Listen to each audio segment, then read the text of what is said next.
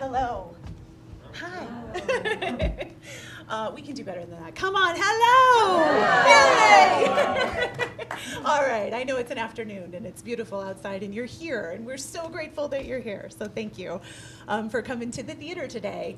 Have a couple of housekeeping items to get us going, and then we will dive right in. So, first of all, we invite our audiences and team to join us as we honor our elders for the care of the land which we perform with a land acknowledgement to recognize and respect Indigenous peoples and their traditional territories. We acknowledge that we are on the ancestral homeland of the Ute, Cheyenne, and Arapaho peoples. We also recognize the 48 contemporary Indigenous tribes and nations who have historically called Colorado home. May this acknowledgement express our commitment to grow and deepen our relationships with the vibrant Indigenous communities who continue to thrive and uphold their sacred relation to this land. And if you'd like to learn more about our land acknowledgement, please come find me after the show. My name is Angela Astle, and I'm the proud executive producer and founder of Athena Project. I'm so excited for today's Plays in Progress series. We have been bringing new works to audiences since we first started in 2012, so this is our 10th season. We are so grateful to be able to take advantage of people who are joining us from all over the world on live stream, including some of our very own team members today to help tell these stories.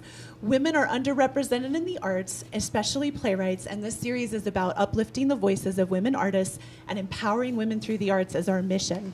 When we use the term women, we recognize that it does not automatically include all aspects of the gender spectrum. We wish to create a safer space for the expression and growth for all women, non-binary, and LGBTQIA+ individuals. At Athena Project, we value the inherent power in the artistic voices of women, equity, diversity, and inclusion, equality in opportunities, representation, and pay, equitable access to the arts and the creative process, and the power of art to connect communities. If this is your first time engaging with Athena Project, welcome. Our goal for all of our audience members is to pique your curiosity about the underrepresentation of women playwrights and how you can help uplift their voices and share with your circles. Of course, we hope that you can also escape your world for just a little bit of time and hear the stories of others. We invite you to listen intently and then visit our website, athenaprojectarts.org, for a link to a super short survey sharing your thoughts and opinions about the play you see today and also your experience with us. We will be having a post-show conversation, and that will be led by our dramaturg, H.R. Montgomery, and they will get us started immediately following the reading. A few logistics. Today you are here to see For the People by Carol Mullen, and there will be no intermission. It is dramaturged by H.R. Montgomery and directed by Christy Montour Larson.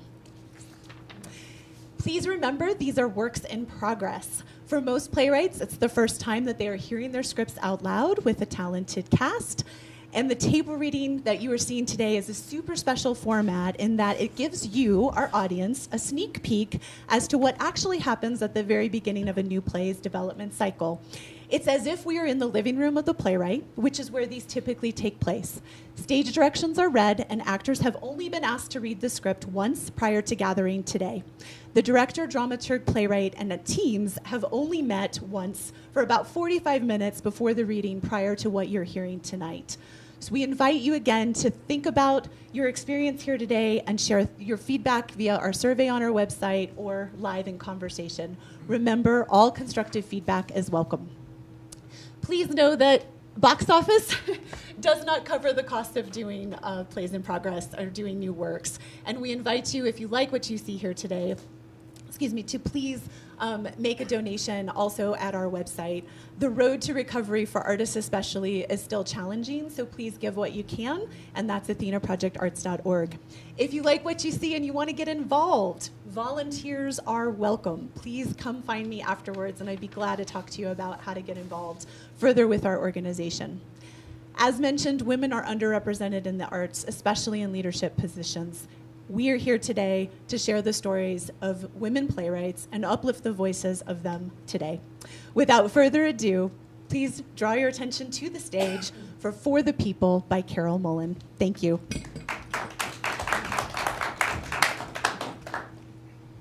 For the People by Carol Mullen.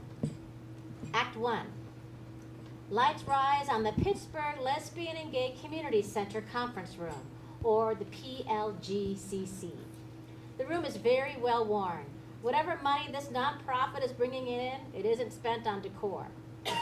Pittsburgh City Councilwoman Meg Cabot, a professionally dressed woman in her early 30s, leans against the conference table, cell phone in hand.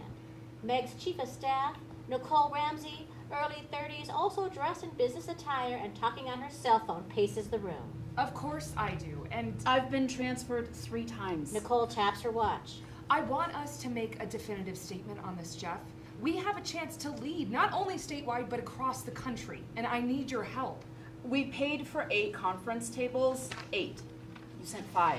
Unanimous passage of this resolution tells people that we don't just talk about equity and inclusiveness, we take action. I don't want an 8-sided table. I want 3 more chairs. No, it isn't imposing quotas. It's mandatory training, not mandatory hiring. The office is on the 2nd floor. End of the hall. Meg Cabot. C-A-B-O-T. When we remove barriers, everybody wins. Applicants and employers. Data.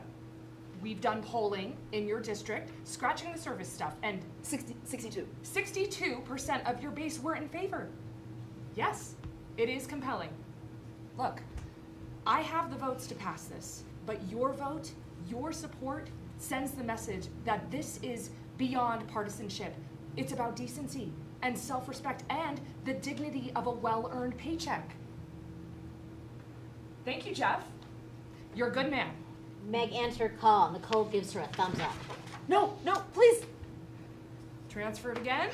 Your smugness is unbecoming. If you hadn't canceled my IKEA order, you wouldn't be dealing with that. Instead, I'd be dealing with concerned citizens asking why Pittsburgh's newest city council was using their tax dollars to buy office furniture from Sweden, not a hometown vendor. It was $3,000 cheaper and new. Now we're paying more for used tables and chairs. Refurbished.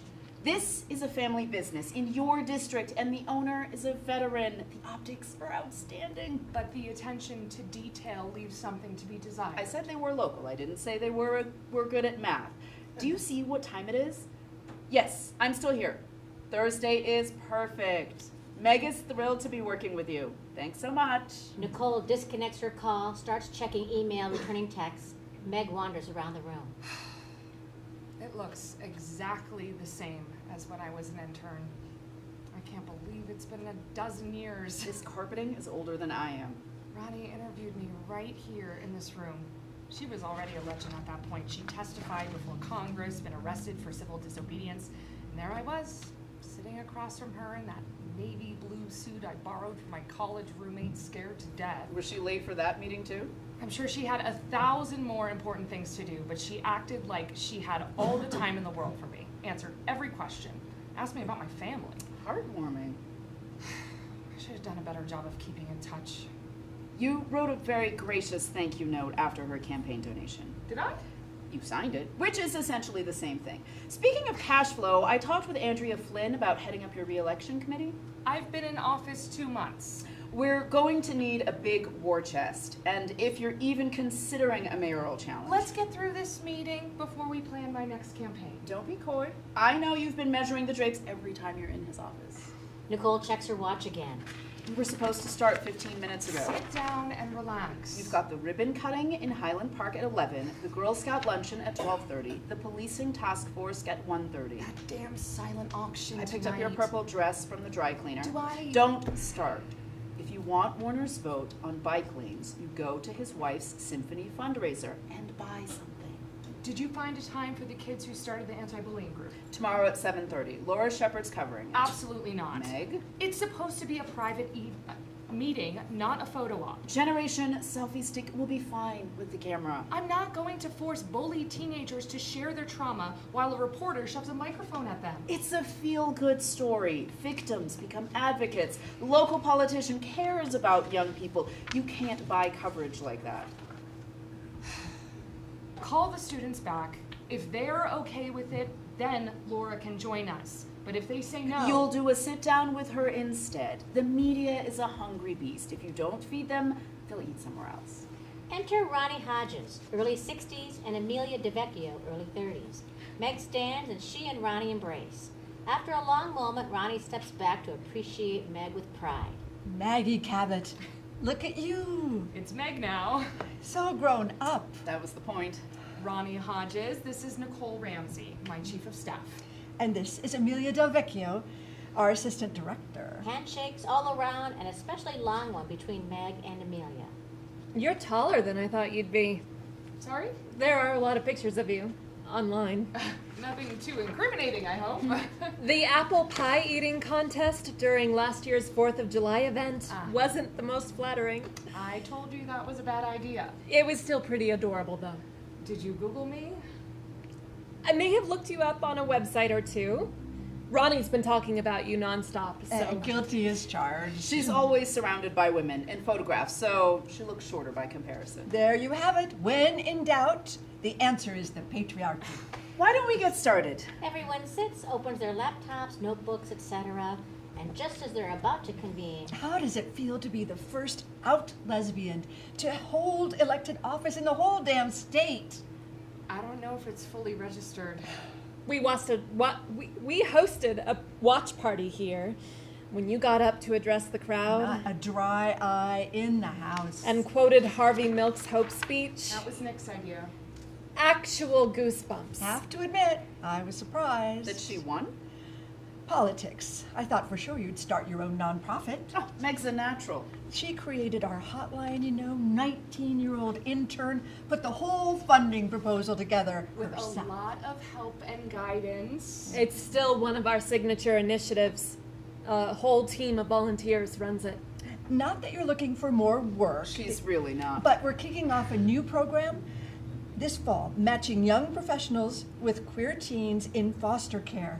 We would love to have your participation. That's why we're late, meeting with prospective funders. You know how it goes. If we can line up one big foundation gift, the rest of them will commit, but... I hate to rush us along. How long have you two known each other? We met in grad school.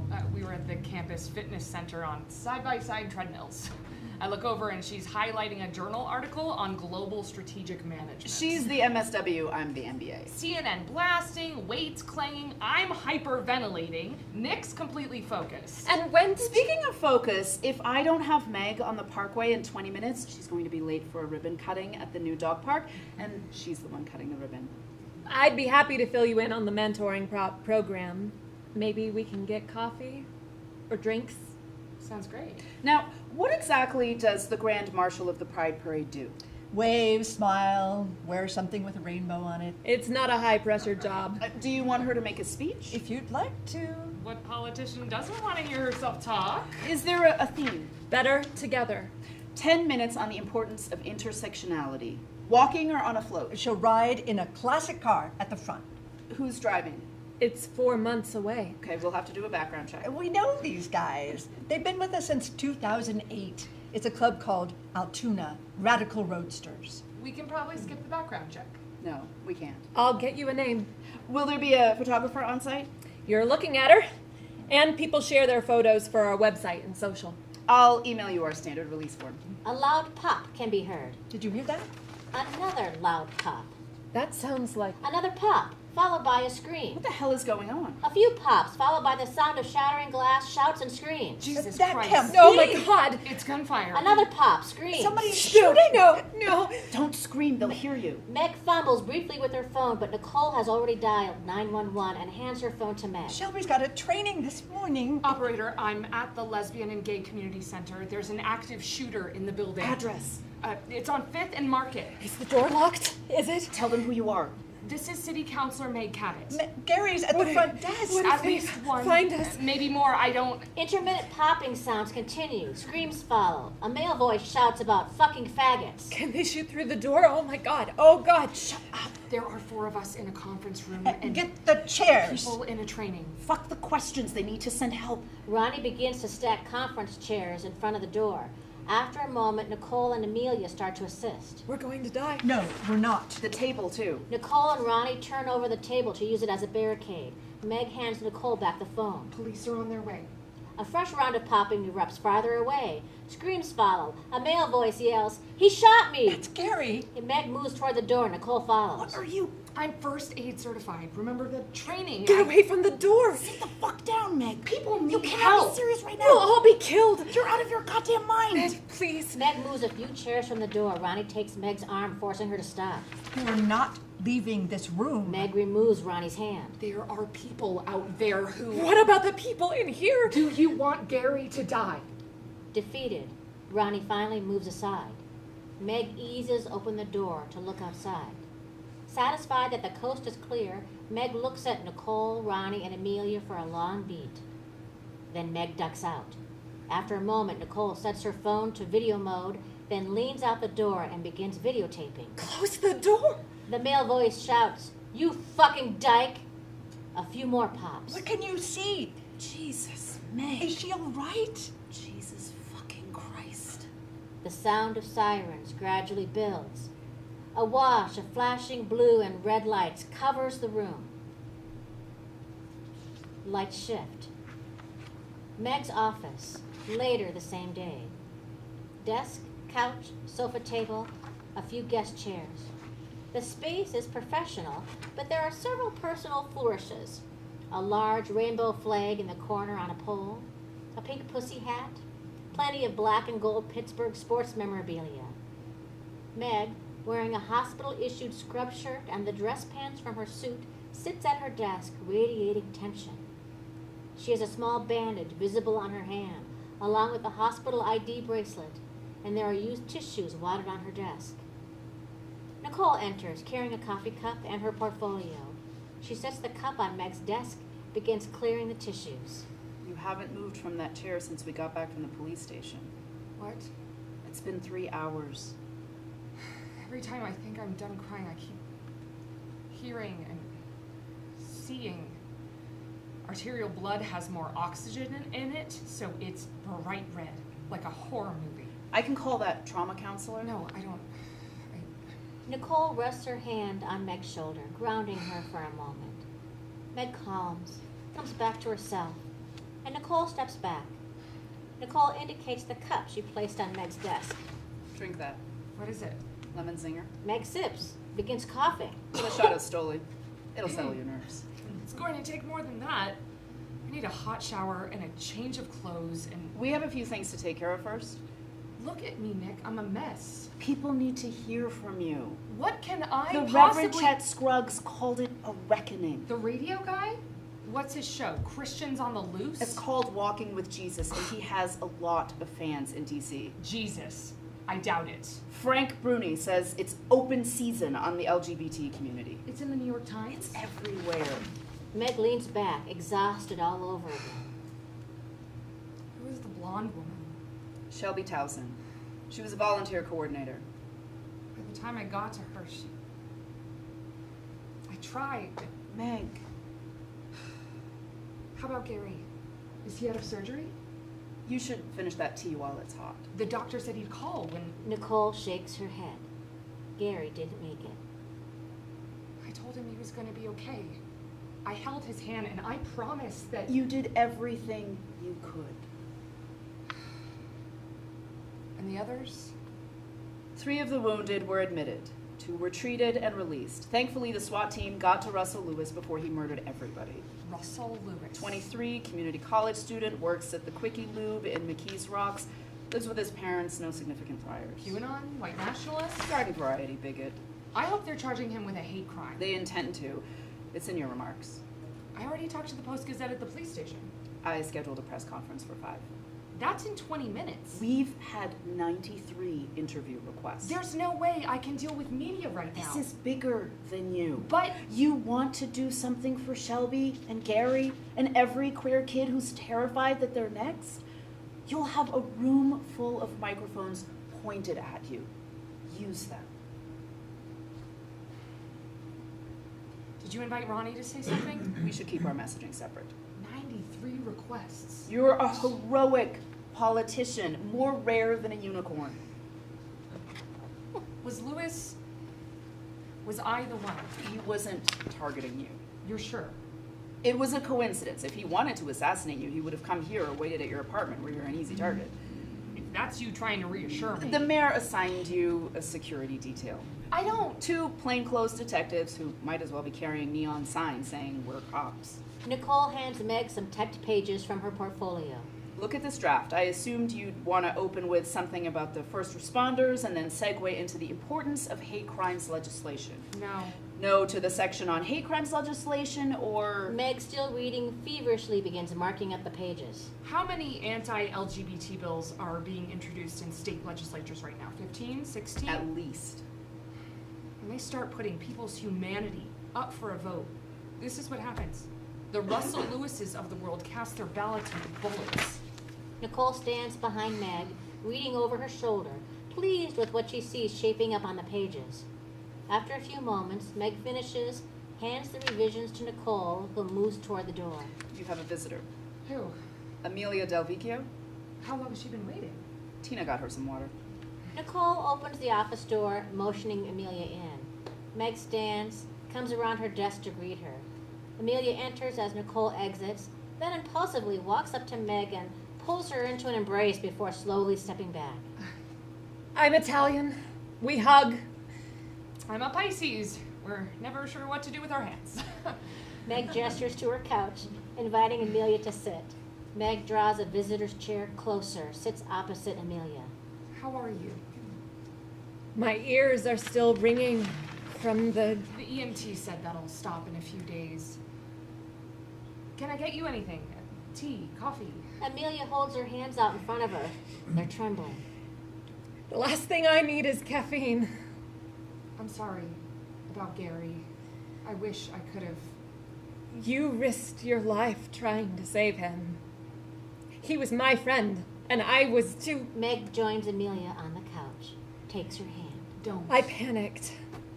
I've never felt so completely useless, and... It was and terrifying. he baked everyone cupcakes on their birthdays. He made us wear this ridiculous paper crown. Amelia chokes up, and Meg wraps an arm around her shoulders. After a moment, Amelia collects herself and dries her eyes with a tissue. Meg keeps her arm around Amelia's shoulders. Your waiting room is full of reporters. Nick's scheduled a news conference. Is Ronnie releasing a statement? She's organizing a unity vigil. Amelia takes a flyer from her pocket, hands it to Meg. If you're up to it, we'd love you to speak. You didn't have to drive across town to ask me. I needed to see for myself that you were okay.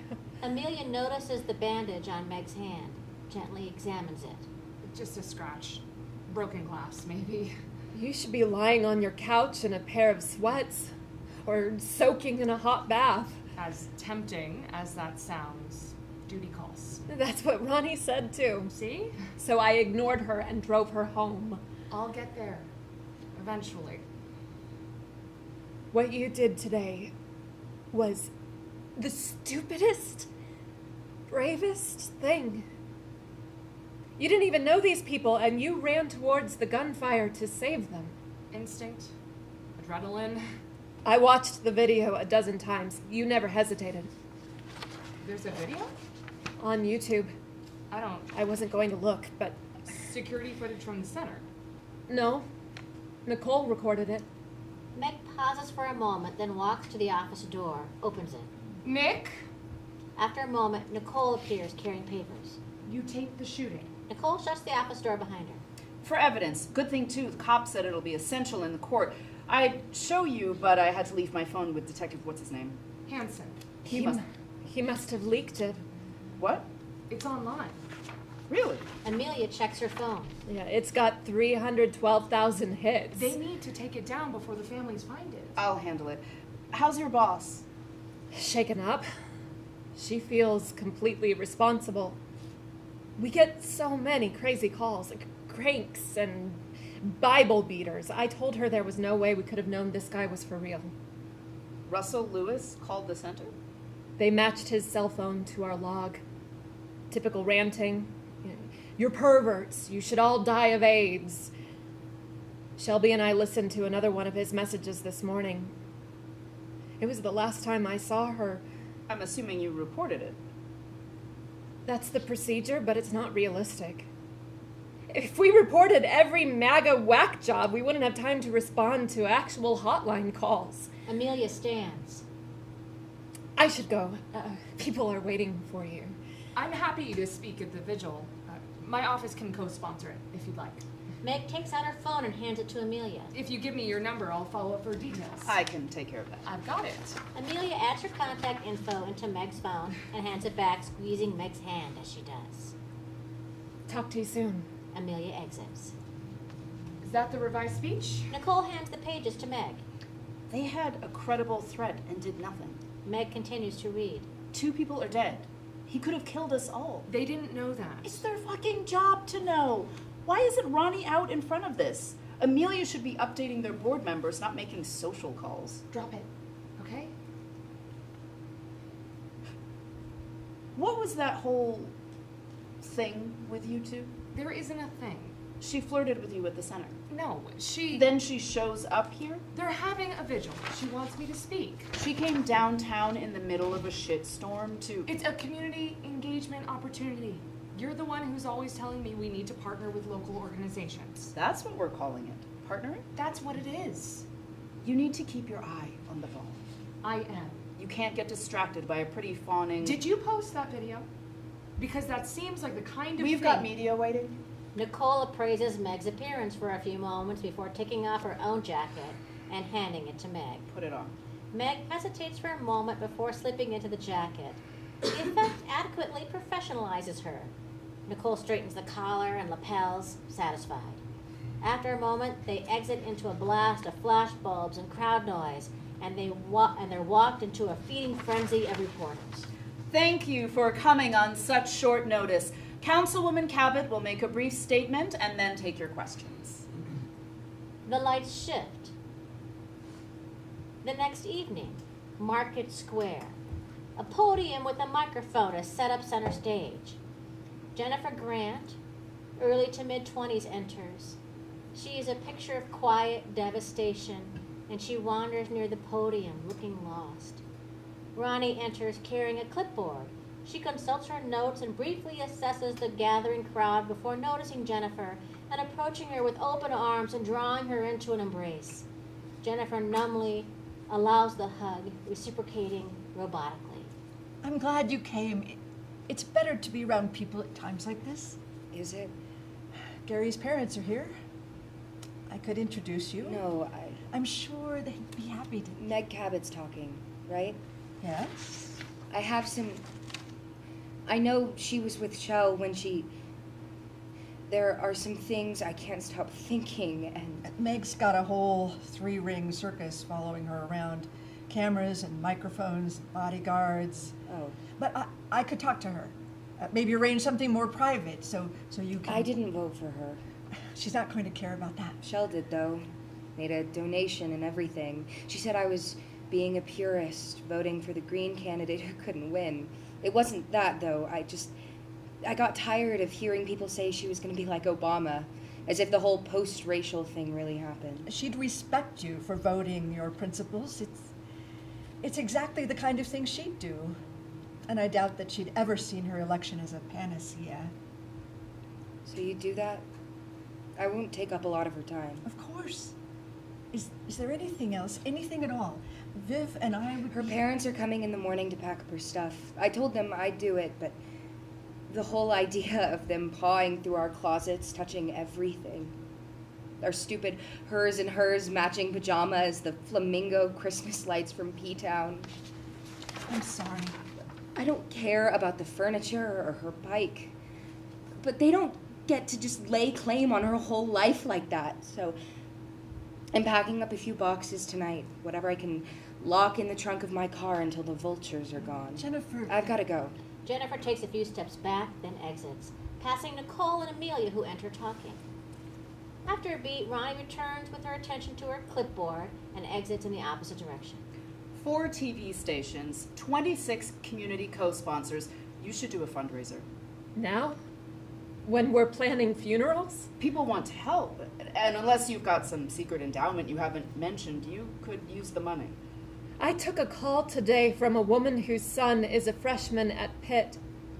She's afraid he's going to be shot because he's a member of the Rainbow Alliance. Post an announcement across your social media platforms and set up a GoFundMe campaign. You'll raise enough in 48 hours to pay for that new mentoring program. That seems so mercenary. Do you know how much money is donated to the Red Cross immediately following disasters?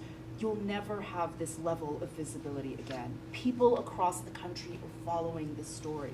Once this settles down, we 3 days from now, everybody will be wringing their hands over the next tragedy, and you'll be yesterday's news. That's the dark side of human resilience. You've got an interesting way of looking at the world. You've got to decide if you're playing chess or checkers. I recognize opportunities because I can anticipate problems.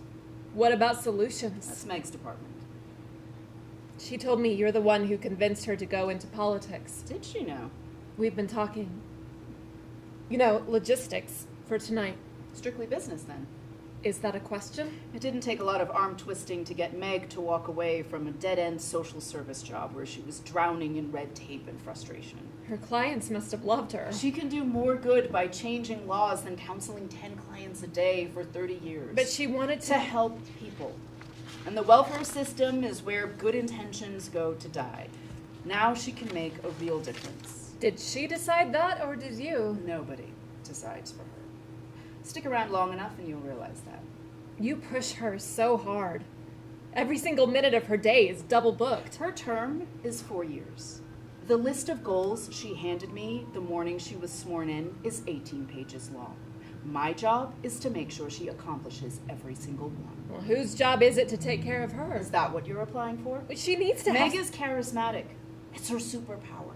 She makes everyone she meets feel special. That's how she wins elections.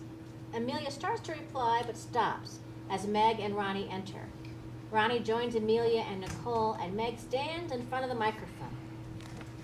I want to thank the Pittsburgh Lesbian and Gay Community Center for inviting me, and I want to thank all of you for being here tonight as we remember Shelby Towson and Gary Ferris, bright lights who were extinguished too soon.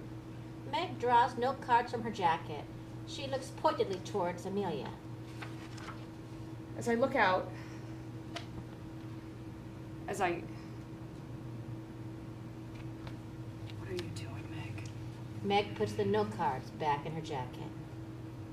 When people hate in their hearts, use weapons to express their rage and prejudice, politicians say a lot of the same things. We need to get guns off the streets. We need better mental health services. That's true. And that's what I was going to say tonight. Instead, I'm going to tell you a story. The summer I turned 15, I fell in love with my best friend, Joanna, and it scared me to death.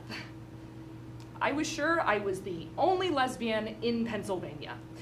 So, when I saw a poster in the public library for a gay pride event in Pittsburgh, I was desperate to get there.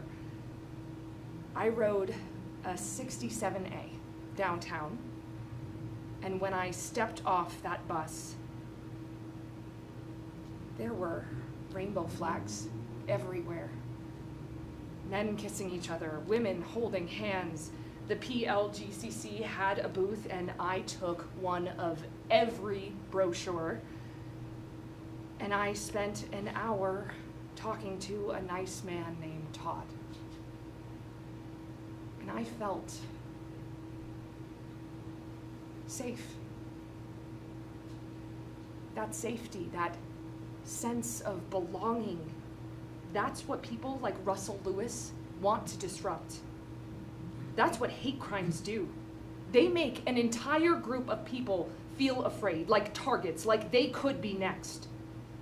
When shootings like this happen, the pundits speculate and pontificate, and some of them are saying Pittsburgh is full of small-minded people, bigots. But that's not our city. No, it's not. Pittsburgh is a hard-working, diverse, safe place. We've got big hearts and open arms, and we welcome people. As Meg proceeds, Amelia, Nicole, and Ronnie applaud. We've got compassion and empathy, and we care about people. That's our city. We've got different faiths and cultures, and we respect people.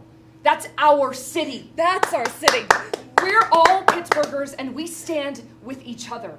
That's our city. That's our city. So let's keep loving each other and standing up for each other, because that's who we are, Pittsburgh.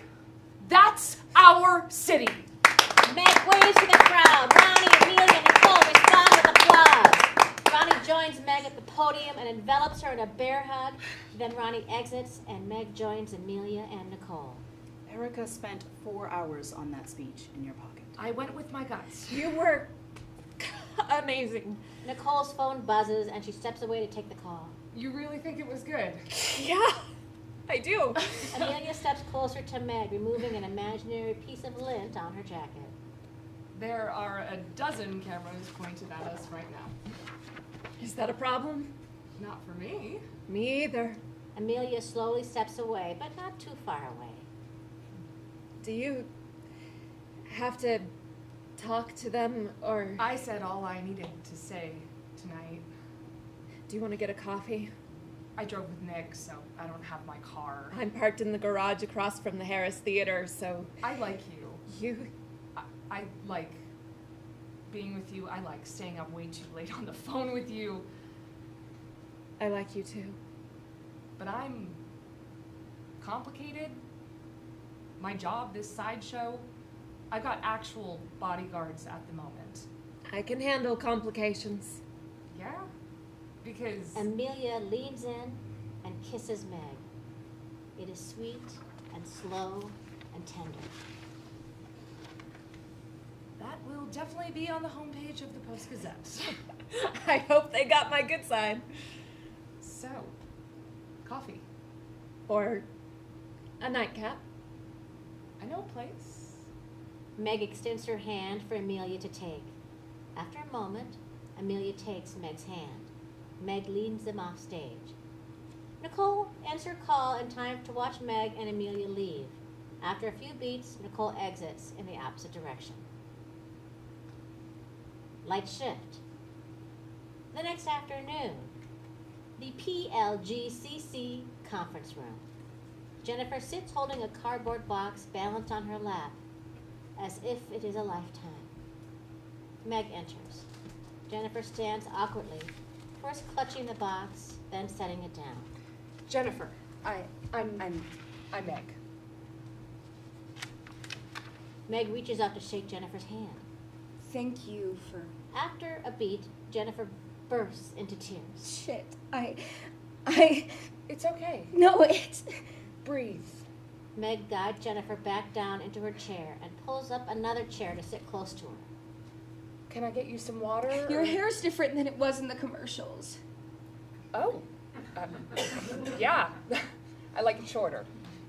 Meg locates a box of tissues in the conference room and hands it to Jennifer. I finished with her office half an hour ago.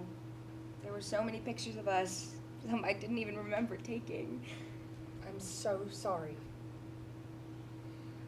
Ronnie said you had questions about... I know you were with her. Did she say anything, or? She was already gone. I wish I could have... She hated loud noises. Even on the 4th of July, we watched the fireworks from inside the car. She must have been so scared. It happened very quickly. There wasn't time to... The doctor said she died instantly. I don't know if that was a lie to make everybody feel better, or... Shelby didn't suffer. I wasn't listed as next of kin, so the hospital didn't... My sister saw it on the news. I had to wait for Shell's parents to drive down from Erie. That's terrible. She worked at Queer Headquarter and lived in the closet. Twisted, huh? They were worried about her spending so much time with the degenerates. Then some asshole who believes the same things they do ends up... They didn't know you two... Still don't.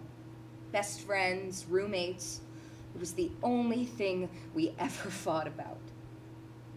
I wouldn't marry her until she came out to them. She thought they were too fragile, or like she had to protect them from who she was. It must have been awful. For both of you. They're doing this whole Catholic thing. She's never even believed in God. This cemetery's 2 hours away. I won't be able to... She was brave about everything else. Climbed mountains, jumped out of planes, but she was a fucking coward about this, about us. Maybe down the road, Jennifer stands, picks up her box. Doesn't matter. I'm going to tell them myself. her parents. Everybody. Her mom asked me to speak at the service since we were so close. And you think that's the best place I've waited 3 years for her to find the right time. You're dealing with unimaginable grief. And This isn't about grief. I've got the rest of my fucking life for that. then I'm pissed. I'm so fucking pissed. with Russell Lewis's fucking father on the news telling the world that his son is the real victim. My boss making me use vacation time instead of bereavement because I don't have the right piece of paper.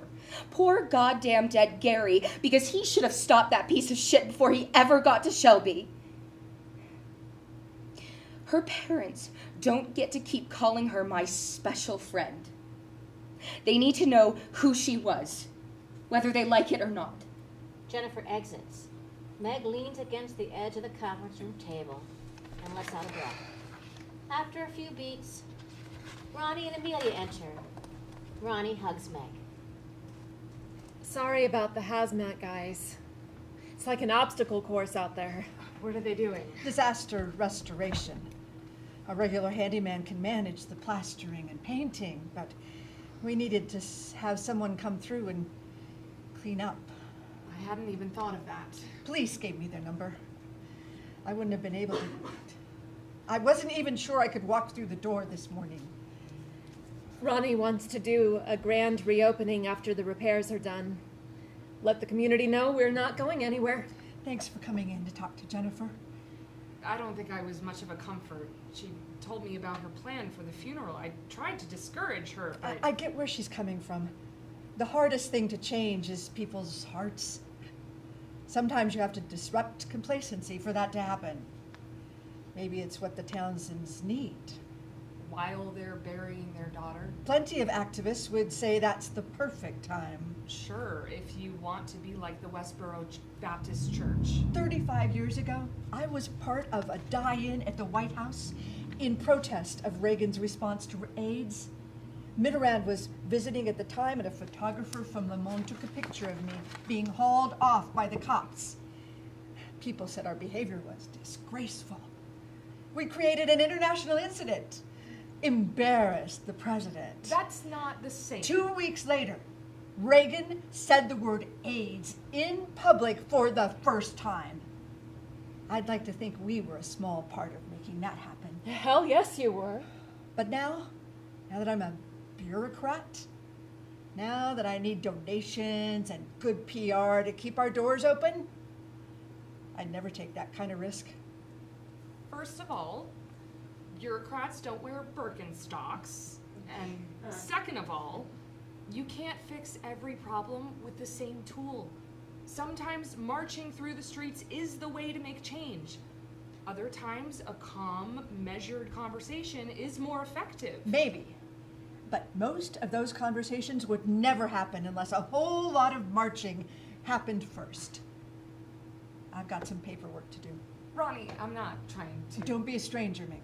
Ronnie exits. Meg begins to follow Ronnie, but Amelia catches her hand and draws her back. I didn't mean to upset her. It's not you. Amelia closes the distance between herself and Meg and cradles Meg's face in her hands. You are perfect. Amelia kisses Meg. Meg relaxes, relieved. You're not having second thoughts? When you didn't answer your phone this morning, Amelia silences Meg with another kiss. This one steamier than the last. We were with Gary's dad, looking at burial plots. Ronnie insisted on paying for everything. She looks terrible. She thinks if she'd reported the hotline calls, maybe this... Ronnie's not the one who came in here with a gun. If anyone's to blame, it's me. Shelby mentioned the calls, and I should have followed our protocol, but we had the meeting with the Klein Foundation, and I... Stop. But I should have... It's not your fault. Your speech from last night is all over social media. More than 1 million people have seen it. One of them is Anderson Cooper's producer. Seriously? CNN's sending a team to my office day after tomorrow. Now the whole country can see how amazing you are. Nicole is giddy. She's redecorating as we speak to make sure there's nothing subversive on my bookshelves. How does it feel to be famous? This isn't exactly how I plan to make a name for myself. You're brave and brilliant and dedicated. People should know your name. I want to know everything about you. I had a lot of fun last night, in case you couldn't tell. You were pretty vocal about that. But I appreciate the affirmation. I'd like to take you out on a proper date with food and clothes. Food and clothes. It's a stretch goal, but we're up to the challenge. Do you have to ask for Nicole's permission? She wouldn't give it if I did. She's a serious control freak. That's her looking out for me. Does she like you? As in, Nick? No. She's straight. yeah, are you sure? I've seen the casualties in her wake. They are decidedly male. So, will you have dinner with me? Just tell me when. Amelia kisses Meg. Lights dim. And shift to Meg's office 2 days later. Evening. Much of the Pittsburgh paraphernalia has been removed along with the pussy hat. The rainbow flag has been replaced by a hybrid rainbow/American flag on a pole. The overall effect is more sleek and corporate. The office has been set up with a portable light, a video monitor, a camera on a tripod, a chair is positioned with the bookshelves as a backdrop. A flower arrangement sits on Meg's desk. Meg paces, reviewing a few note cards. Nicole enters carrying a clothing bag. Where have you been? We're live in less than an hour. Nicole unzips the clothing bag, removing an expensive suit jacket, and then hands it to Meg. This is my lucky jacket. Then wear it to Vegas. Meg peels out of her jacket, slips on the replacement. She looks like $1 million, and she knows it. Shoulders back? Okay, don't smile too much. How much is too much? I don't know, Meg. 2 people died this week. You tell me. What's going on? Let me see the jacket buttoned. Is happiness in general off limits or only when I'm on camera? I'm glad you're getting laid, okay? You deserve it. The flowers, the endless texts, but you still have a job to do. You don't think I know that? Mute your phone. Meg silences her phone and puts it on her desk. This morning, I did a 5 o'clock interview with Wake Up Wheeling. That's after being out past midnight attending the annual dinner dance for the East End Rotarians. Wake Up Wheeling is the top local show in its market. Great, maybe tomorrow you can get me a spot on Howdy Houston. You need to stay focused. Yesterday you were thrilled about this interview. Now you're pissed off, you're freaking out, and you're doing that thing with your jaw. I talked to David Moss from the DNC. About? You're on their radar. That sounds ominous. There's going to be a seat in play in Harrisburg. Arnie Franklin's stepping down. The guy's a damn juggernaut. Rumor has it there's a lady involved and possibly a gentleman. It's a hashtag #Me3 kind of a thing. He's slinking away quietly before it implodes. State Senate. I'm meeting with David on Monday. This could be our moment. And you're upset because... They'll be watching you tonight. David, Peter Lynch, Jane Grimes. I'm going to nail it. I've been reviewing crime statistics and... You need to give them something more compelling. Like? The shooting's been in the news for days. You've answered the same interview questions over and over. If you shift the conversation, you'll get their attention. Nicole hands Meg a folder. Meg opens it, flips through several pages, reading the titles out loud. From insult to injury, a war of words, when aggressive talk leads to deadly action. What is? Hate speech. Russell Lewis called the center 6 times before he walked in there with a gun. Meg closes the folder abruptly, hands it back to Nicole. No. Intimidating, insulting, threatening. Then he shot people. I'm not bringing up the hotline calls. Anderson Cooper will do that. Then you'll respond. CNN knows? Not yet. We can't do that. No one will be able to trace it to you. Are you? No. The police already have the center's phone records. There's gotta be another angle. Anyone working the case could leak that information. Nicole hands the folder of information back to Meg. It's going to come out in court anyway. The DA will probably introduce it to prove premeditation. Ronnie can't deal with one more crisis. She's already... She's in charge. Is she in charge of the hotline? Not directly, but Then she's not the one. it's Amelia. She's... You're kidding me. Shelby told her, but she didn't have a chance to do anything before... So your new fuck buddy? Don't call her that. Well, I hope she's better in bed than she is at her job. I'm not throwing her under the bus. Meg hands the folder back to Nicole, goes to her desk, and begins straightening papers. Hey, it's your call. Ironic, though, isn't it? Given the timing. Of what? You just met with bullied teenagers who told you that name-calling is more painful than a punch in the face. But the adults in their lives don't understand that. What did that one vice principal tell them? It's only words. If you come out strong on hate speech, you can be the voice for those kids. And if I help myself in the process, all the better? Tell me the downside here. How about the end of Amelia's career? This could ruin her, personally and professionally. Maybe there's some blowback, a few uncomfortable days. She's a big girl, she can handle it. There might be another way. I'm all ears. Maybe it's too... If you've got something, say it. Because we've got one shot at this, and Shelby Towson knew. the volunteer coordinator?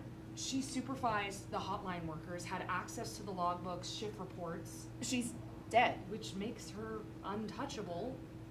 Nobody's going to criticize her. Even if they do, it can't hurt her. How would this work? I tell Anderson's producer we got an anonymous tip. She'll take it from there. You're sure this won't come back to us? Amelia will never find out. Meg comes back around to Nicole's side of the desk. Do it. Nicole hands the folder back to Meg and assesses her for a moment. Read those articles and unbutton the jacket. Nicole exits. Meg sits in the interview chair and begins reviewing the papers in the folder. Stage lights gradually dim as the portable studio set lights get brighter, capturing Meg in an increasingly tight spotlight. Meg looks up for a moment, completely composed, as if addressing the camera. Blackout. End of Act 1. Act 2. Meg's office, early the next morning. At her desk, Meg is trying but failing to focus on documents in front of her. She abandons the effort, paces, and settles into the office chair in front of her new desk. Nicole enters, hands Meg an iPad. Ronnie just released a statement. After a beat, Meg accepts the tablet and looks at the screen. I accept full responsibility for any lapses in protocol or failures of judgment that led to... Jesus Christ. She hasn't said a word to reporters all week. Now, when she should be keeping her mouth shut? Meg hands the tablet back to Nicole. She's defending Shelby. Who doesn't need to be defended? Anderson Cooper practically accused her of being an accessory to murder. And you steered the conversation back on track. You hit your talking points. You didn't get flustered. What if I say... You're not saying anything. I could clarify. If Ronnie wants to be a martyr, that's on her. She paid for Gary's funeral out of her own pocket. She's been through so much, and now... Your meeting with the August Wilson Center is at 10, so I'll drive you. The YWCA called. They want to recognize you with their... Amelia rushes in and runs directly to Meg. So much for your security detail. Are you okay? I've been calling and texting you all morning. Meg pulls out her phone and checks the settings. I never changed it from mute after the interview. Does your boss know anything at all about media relations? Because whatever she was trying to accomplish with that mea culpa I moment... thought she was incredible. That was a fucking dumpster fire. Nick. How did CNN even know about the hotline log? Dozens of people have access to case files, police, the DA's office. Any one of them could have shared it. Is Ronnie all right? Your interfaith peace breakfast starts in 5 minutes. Our board called an emergency meeting. They're panicking about backlash. What happens if funders pull their support? What if we're charged with criminal negligence for not reporting the calls? Could that happen? 3 of our trustees are lawyers. Ronnie calls them the Doomsday Squad. If there's a worst case scenario, they'll find it. Amelia gives Meg a quick kiss. I'm proud of you. Every queer kid who heard you talking about hate speech feels more understood today. I'll talk to you later. She exits. So, back to the YWCA. Criminal negligence? No one is going to file charges. How do you know? An attorney would have to prove gross deviance from normal human behavior. You didn't think to mention this last night. I said there could be blowback. We can't let anything happen to Ronnie. That's Amelia's job, not ours. Let's deal with the facts instead of speculation. The fact is, you've given a voice to vulnerable kids who need an advocate. You heard your girlfriend. She's not. More than a hookup, less than going steady. Why do you need to put a label on She's it? acting awfully proprietary, and you have a tendency to... To what?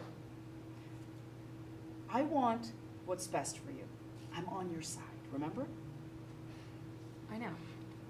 What did she mean, see you later? We have dinner reservations at 7. The zoning board meeting starts at 7:30. Meg, suddenly exhausted, sits in one of the visitors' chairs. Shit. It's always on second Thursday. I completely forgot. Meg starts to stand. I'm going to catch her before she... No, take the night off. I can't I'll miss. go. I'm up to speed. Meg starts to protest, but Nicole brushes it off. Start fresh tomorrow. Nicole checks her watch. Now, we're officially late. Hopefully they started eating without you. You know how pissy Bishop Gavin gets when his blood sugar's low. Meg stands, steels herself. Nicole hands Meg several pieces of paper. Agenda, talking points, recap of last meeting. Nicole takes a small gift-wrapped box from her pocket and hands it to Meg. For Tina's birthday. It's today? Those earrings she was coveting at the Shady Side Arts Festival. I didn't even... It's all good. Meg and Nicole exit. Lights slowly fade and shift to Meg's office later that evening. Meg and Amelia sit side by side on the couch, fast food takeout bags and containers sitting on the table in front of them. Meg has her jacket off and her sleeves rolled up. Amelia is dressed for a night out, but she's taken off her heels. So much for the romantic dinner I promised you. The company makes up for the menu. The Public Works Committee never runs long. They had to pick this afternoon to have a knockdown drag-out over the summer paving schedule. Who knew people could get so emotional about asphalt? Sorry. Said I wouldn't talk about work, and here I go. Don't apologize. Your job is important to you. Most days, I feel like I'm still learning how to do it. But yes, it is an incredible privilege. Meeting people, hearing their stories, sometimes even managing to get something done. What about your story? That's under the Meeting Meg tab of my website. Those bullet points? There's nothing personal there. My constituents are more interested in what I'm doing to keep their property taxes low than they are in what makes me tick. Well, I think you're fascinating, and I want to know everything about you. If you knew everything about me, you'd be a lot less fascinated, believe me. What's your favorite dessert? That's what you're starting with. You can tell a lot about a person from the choices they make. Chocolate chip cookies. Still warm from the oven. What does that tell you? You have an affinity for the iconic, and you're extremely impatient. Oh, Beach or mountains? mountains. You value solitude, and you don't mind the challenge of an uphill climb. How about I'm prone to sunburn and afraid of sharks? Hermione Granger or... Hermione! Always. She's hardworking, practical, brilliant. If she's so smart, why does she end up with Ron Weasley? I don't judge her for that. God knows I've been with people I shouldn't have. Such as? We don't have that kind of time. My first girlfriend cheated on me with my brother, then outed me to the rest of the cheerleaders. You were a cheerleader. That's your takeaway? I got distracted imagining your pom-poms. Mm-hmm. At least tell me about your most recent ex. I mean, if you really don't want to. No, it's fine. It was years ago, ancient history. Just haven't thought about tests in a long time. When did you meet? right after I finished my master's. She lived in a ratty apartment 1 floor up from my ratty apartment. I got her mail by mistake, and when I took it up to her, we started talking. Classic meet cute. She was funny, warm, spontaneous. So far, so good. Except sometimes spontaneity turned into recklessness and carelessness. After 2 years of broken promises and screaming fights, I was finally done, but she wouldn't accept it. Would it? She texted constantly. She'd wait for me in my parking garage outside my office. That's terrifying. I wasn't afraid, but she'd call in the middle of the night crying, leave flowers outside my door. What happened? She showed up at a restaurant where Nick and I were having dinner. Tess started walking towards us, and Nick stood up and intercepted her halfway across the room.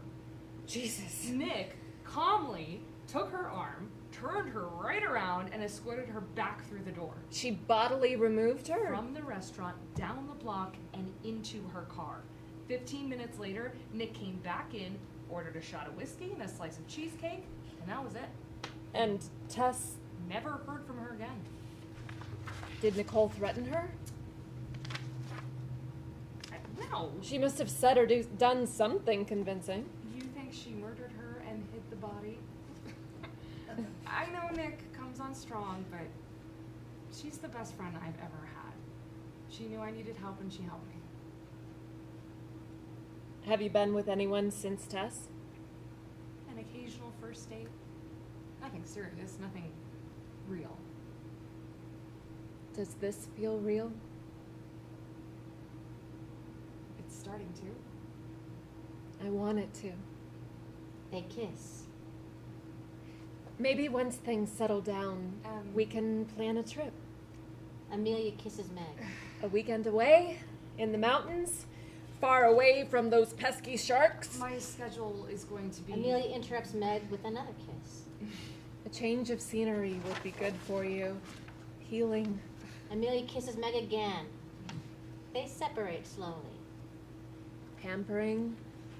Some TLC. Don't you think? I could make that work. Meg leans in for another kiss. Lights slowly fade. And shift to Meg's office a few days later after business hours. At her desk, Meg works. A slight commotion outside her door interrupts her. Nicole enters carrying a bottle of Stoli and 2 cups. You scared the hell out of me. Your stormtroopers are right outside. If I posed a threat, they would have neutralized me. You smell like a distillery. Blame David Moss and his expense account. Martinis kept reappearing in front of me. How is David? He has an American Express Centurion card. How bad could he be? Nicole pours vodka into the cups, hands one to Meg, then drops into the small couch. Are we celebrating or drowning our sorrows? Harrisburg is off the table. Guess that answers my question. They want to run you for the 17th fucking congressional district. U.S. House? 720,000 constituents. Are you? Congresswoman Cabot, then junior senator from Pennsylvania. He actually Or said... you could serve a few terms in Congress. That's... And run for governor. I'm not listening to 8 you. years and you're a contender for vice president. Meg begins to protest, but Nicole cuts her off. You know, you're thinking the exact same thing. After a moment, Meg rounds the desk and sits next to Nicole on the couch. They touch their glasses and drink. You'll need more budget experience, and I'll get you on the mayor's economic development trip to London so you have some international talking points. They think I'm qualified. Do you know who's in Congress? Qualified isn't what it used to be. You've won. Nicole refills Meg's cup. You've won every election you've run in. School board and city council. You connect with voters. 4,000 or 400,000, it doesn't matter. David said you could be the next AOC. This is really happening. And they've already started a background check. I'm 31. I don't have a background. Opposition research will look for anything to use against you. They'll interview your elementary school teachers and ask if you played well with others. Our side needs to be ready for whatever they throw at us. I've never even gotten a parking ticket. Then they'll try and scare people with your gay agenda, which reminds me, you're not leading that pride parade. Wait a minute. The last thing we need is video of you sashaying down Grant Street surrounded by a gaggle of drag queens. The queer community helped me get elected. Exactly. You've already got that demo sewn up. I promised Ronnie. I'll fix it. What about Kevin Conrad? He hasn't had a primary challenger in 20 years. His wife is sick. Prognosis is good, but he wants to spend more time at home. There are at least 3 other people who've been waiting for that seat to open up. Ted Burkhart, Kim McMaster. The DNC's looking at them too, but they've got baggage. Everyone with experience has baggage. This is where being a fresh face works for you. Because I haven't done anything. You've been calm and decent in time of crisis. That's not nothing. You're the perfect blank canvas for voters to project their hopes and dreams on, potential personified.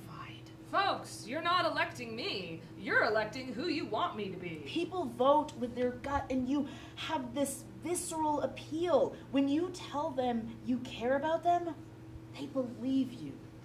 Almost 1 million constituents. You could make their lives better. Take on the issues that matter to you. I'd be the only female representative in the state. Homelessness, child hunger, increasing the minimum wage, serious long-term impact. What about advertising and staffing? If they put you on the ballot, they'll send a big fat check and an army of volunteers. I won't have to pay for my own yard signs this time. Or put them up.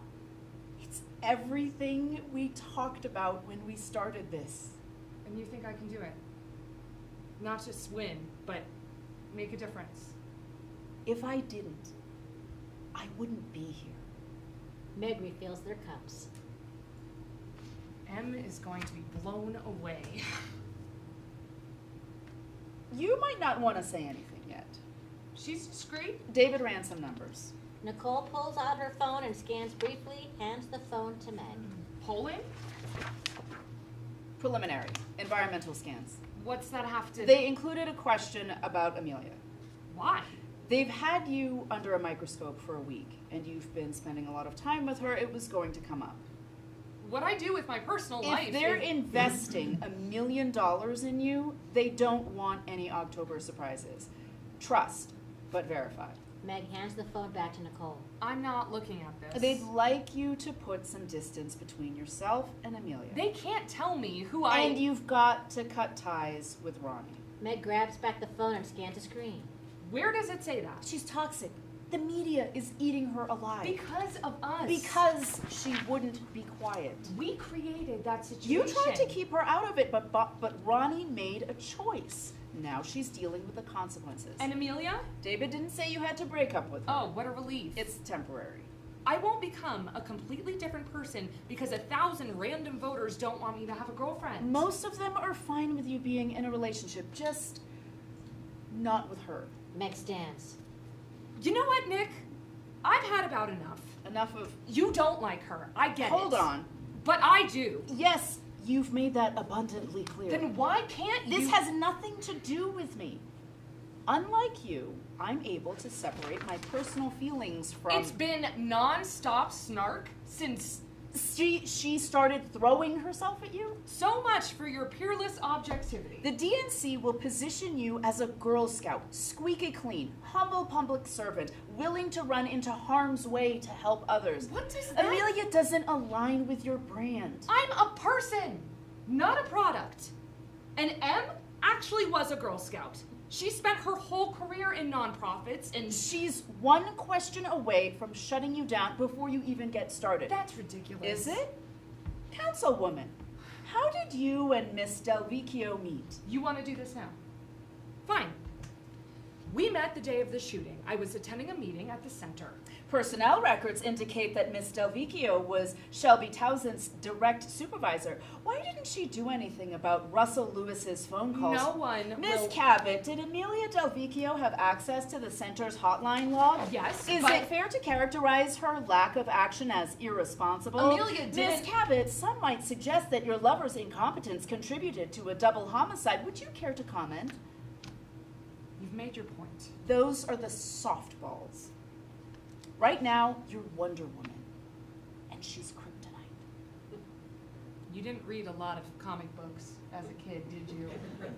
This isn't only about protecting you. Up until now, Amelia has been mostly out of the spotlight because Ronnie is taking the heat. Once she's the girlfriend of a congressional candidate... They'll come after her. Meg drops back onto the couch next to Nicole. Breathing room will be good for both of you. Think of it as temporary social distancing. She matters to me. And after you're sworn in, you two can get a rainbow strap-on and do it in the Capitol Rotunda. But let's get you elected first. Nicole pours another splash of vodka into Meg's cup. Meg drinks. Do you remember Tess Mitchell? Tess, your ex? I was thinking about her the other day, and Damn, I almost forgot. Nicole removes an envelope from her pocket and hands it to Meg. David brought this for you. I know you hate wearing these, but I thought you might make an exception. Meg opens the envelope, pulls out an official-looking letterhead and a flag pin. from one Keystone kid to another, your courage is an inspiration. Good luck, Joe Biden. It's his flag pin from the inauguration. Nicole attaches the pin to Meg's lapel. Meg stands, checks her reflection on a nearby surface.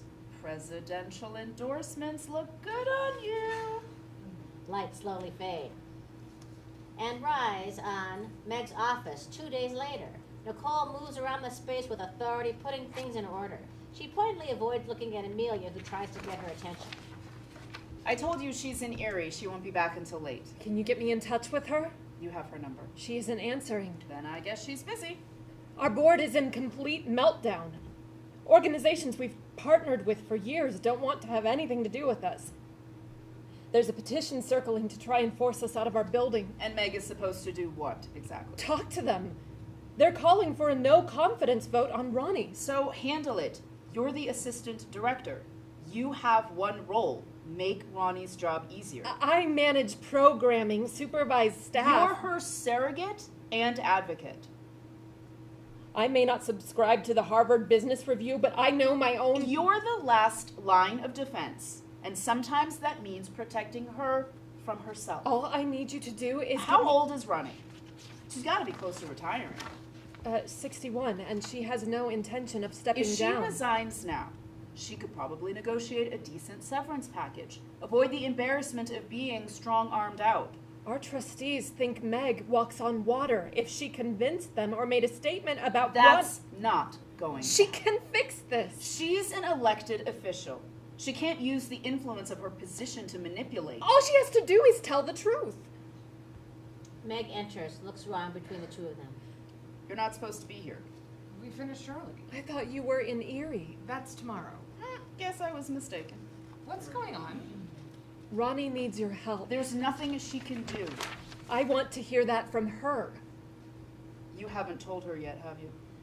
Ronnie's in trouble. Told me what? You saw the data. We discussed this. You were supposed to... Nick. Is this about our long weekend? Your what? Can I please have 5 minutes with you alone? Yes. Absolutely not. Meg and Nicole exchange a long look. After a few beats, Nicole exits. She is relentless. Is Ronnie? Why are you ignoring my calls? I'm not. The only time I see you is on TV. It's been nonstop. If I did something, then you No, it isn't. If you don't like the B&B I booked, I can... Meg rests her hands on Amelia's shoulders, settling her. Tell me about Ronnie. She could be fired. The board's going to vote, and they could... She's an icon. She created that place. They can't get rid of her. Tell them. If you made the case for... Meg subtly steps away, putting some distance between them. That's tricky. Amelia takes out a piece of paper and hands it and tries to hand it to Meg. It's only a few phone calls. I highlighted the people who... I can't. Meg steps behind her desk, unnecessarily rearranging things. Amelia sets the paper on Meg's desk, and Meg ignores it. It'll take 5 minutes. Which I literally don't have. You're the only one who can save her. She won't defend herself. What was Nicole talking about? Meg stops what she's doing. She comes around the desk, takes Amelia's hand, and leads her to sit on the couch. I'm being vetted as a congressional candidate. You're... That's incredible! Congratulations! It's nowhere near definitive. I'm campaigning for the chance to campaign. You're amazing! Who wouldn't vote for you? We'll see. I'm so proud of you. Amelia kisses Meg, then slowly sits back as realization dawns. How long have you known? A few days. And you didn't say anything? We're rolling out the anti-bias training program. I'm speaking to the Democratic Governors Association. I'm prepping for a trip to London. London. And I'm excited about a few days in the Poconos. I was going to tell you. Amelia stands chagrined. You're managing all of this. And I march in here with my problems and I feel so stupid. I didn't mean If to. I'd known. Nicole You lovebirds get everything squared away? What if I contacted your board chair and... Are you trying to sabotage yourself? One phone call isn't... It's non-negotiable. Meg. Isn't it enough that you almost got her shot? Jesus, Nick. Now you're trying to ruin her career too. I'm not. I would never. She didn't mean that. The fuck I didn't. You can't talk to her like that. I'm going. What? Wait. What time is the meeting? Tomorrow at 6? I'll be there. Are you insane? Well, what about... I'll be there. Thank you. Amelia kisses Meg. Nicole watches. I've got a few things to wrap up, but we'll talk tonight. Amelia kisses Meg again, staring meaningfully at Nicole over Meg's shoulder, then exits. What the hell was that? That was you throwing your career away. I'm supposed to let them ruin Ronnie. You didn't do that for Ronnie. Getting fired would devastate her. You're trying to protect Amelia. So what? Is that so horrible? Are you committed to winning that house seat or not? Yes, but... But you're not willing to do whatever it takes to win. I didn't say that. I guess it's better to know now than a month from now. Juggle whatever you have to so I can be at the center tomorrow at 6, okay? Sure. Meg starts to leave. And I'll leave my resignation letter on your desk before I leave today. Meg stops, spins abruptly. What? 2 weeks is plenty of time for me to wrap things up. Tina can step in on an interim basis until you hire a replacement. You're not serious. What will you do? I get a dozen job offers a day. I'll be fine. Just like that. One argument and you're out. We don't want the same things anymore. And I'm tired of feeling like I'm in this by myself. We're a team. We used to be. After everything we've been through, all that we've accomplished, you're willing to walk away because what? You don't think I'm capable of balancing my personal life and my professional life. You've got a call with public safety at... Fuck that! Is that going to be your answer to all your obligations from now on? Fuck you. Further proof that having a speechwriter on staff is money well spent. You're jealous. Of you? Of Amelia? Don't flatter yourself. You can't stand that you're not calling the shots. You hate that someone else's opinion matters to me more than yours. No, Meg, I just wish you were listening to someone who had your best interests at heart, instead of a person who wants you to be somebody you're not. I'll put the call through in 5. Nicole exits, leaving Meg alone. Lights shift. The next afternoon, a row of folding chairs suggest a graveside ceremony. Jennifer, dressed in black, sits alone. Meg enters, approaching Jennifer. May I? Jennifer indicates empty chairs, and Meg sits. Take your pick. The women share a few moments of silence. Sorry I'm late. I had a... Doesn't matter. It's pretty here. With a lake and... Her mom was very worried about the view. Weird, right? Are her parents... There's a lunch thing. I'll stop by eventually. You're going? Yeah, but I'm not quite ready for Jell-O salad and small talk. I thought after your remarks... I didn't do it. Jennifer pulls a folded paper from her pocket. I was ready to let loose. Blast them right out of their goddamn pews. When Shelby was a kid, she had a goldfish. named him Scooby-Doo. And she read to him and put in one of those plastic palm trees. But she was little, so she also did things like feed him Skittles. One day she comes home from school and catches her mom putting in a new goldfish in the bowl. And Shell's all, "Where's Scooby?" Turns out this was like Scooby the 8th. For 2 years, her mom had been scooping out dead fish and replacing them. I've got a metric shit ton of problems with her parents and their Fox News whatever, but when I was standing in front of that church, ready to go off, I kept thinking about those stupid fucking fish. Her mom at the pet store going from tank to tank trying to find one that looked the most like... I don't want another regret, you know? One more thing to wake me up in the middle of the night and make me wish I'd been better.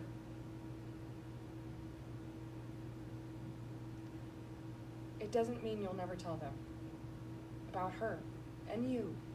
Her dad took me aside at the funeral home and told me to trust in God's plan. People find comfort in different things. How is it comforting to believe that God planned this? Or knew it was going to happen and let it? Maybe it's more about thinking someone's in charge, that there's meaning or order in the midst of the unexplainable. If my choice is between making my own meaning or turning the wheel over to someone who doesn't give a fuck, I'll take my chances.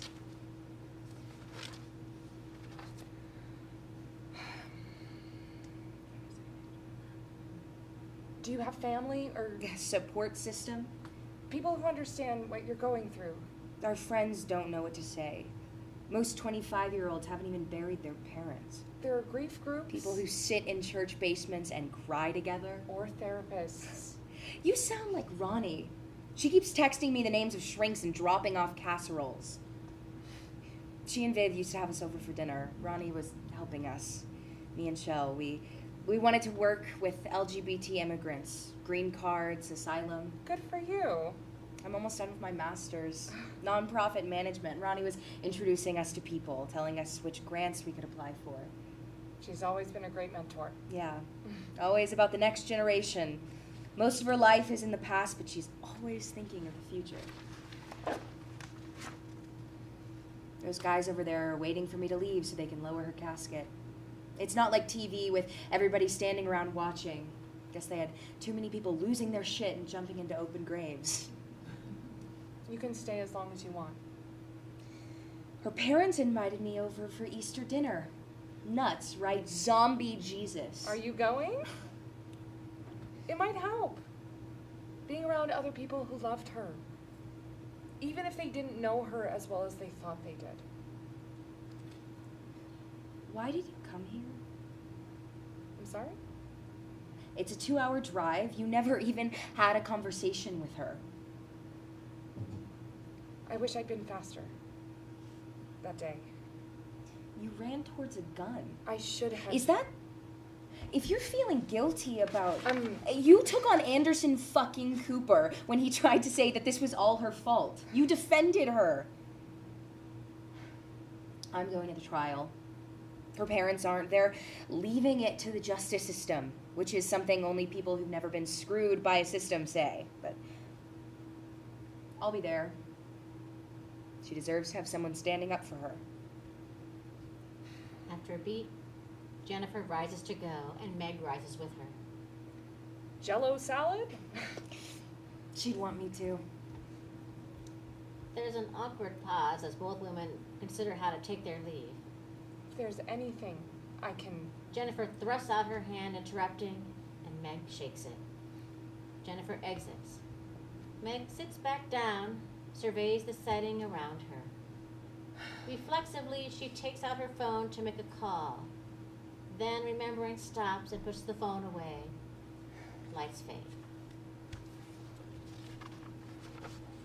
And shift to late that afternoon, the PLGCC conference room. Meg sits alone at the table amid the detritus of meeting papers, cups, water bottles, etc. Her sleeves are rolled up, jacket is over the back of her chair. Amelia enters, drops into the chair across from Meg. I believe it's safe to say that didn't go according to plan. You did your best. Usually that would be a comfort, but She's leaving with a great severance package, keeping her health care. I could have gotten her more. After they stopped shouting and started listening, they were willing to negotiate. That's not what she wanted. Ronnie enters, looks from Meg to Amelia. You two look like you could use a few drinks. Why did you do that? Why didn't you let me fight for you? You got me everything I needed. I could have saved your job. I appreciate all you said. I couldn't have asked for a better advocate. You started this place from scratch. You love it. Which is exactly why I need to walk away. Thankfully, I'm able to hand over the reins to someone I trust. I wish I felt as confident in myself as you do. You're going to be fine. Even the Doomsday Squad got behind the idea after Meg helped me persuade them. And I'm going to take a vacation.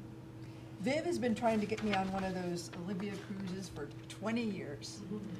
I think the time is finally right. It's still not too late. You haven't signed anything yet. We could get them back here and... Ronnie rests her hand on Meg's shoulder, stopping. The center is bigger than me. That's a good thing. To stay here would be selfish.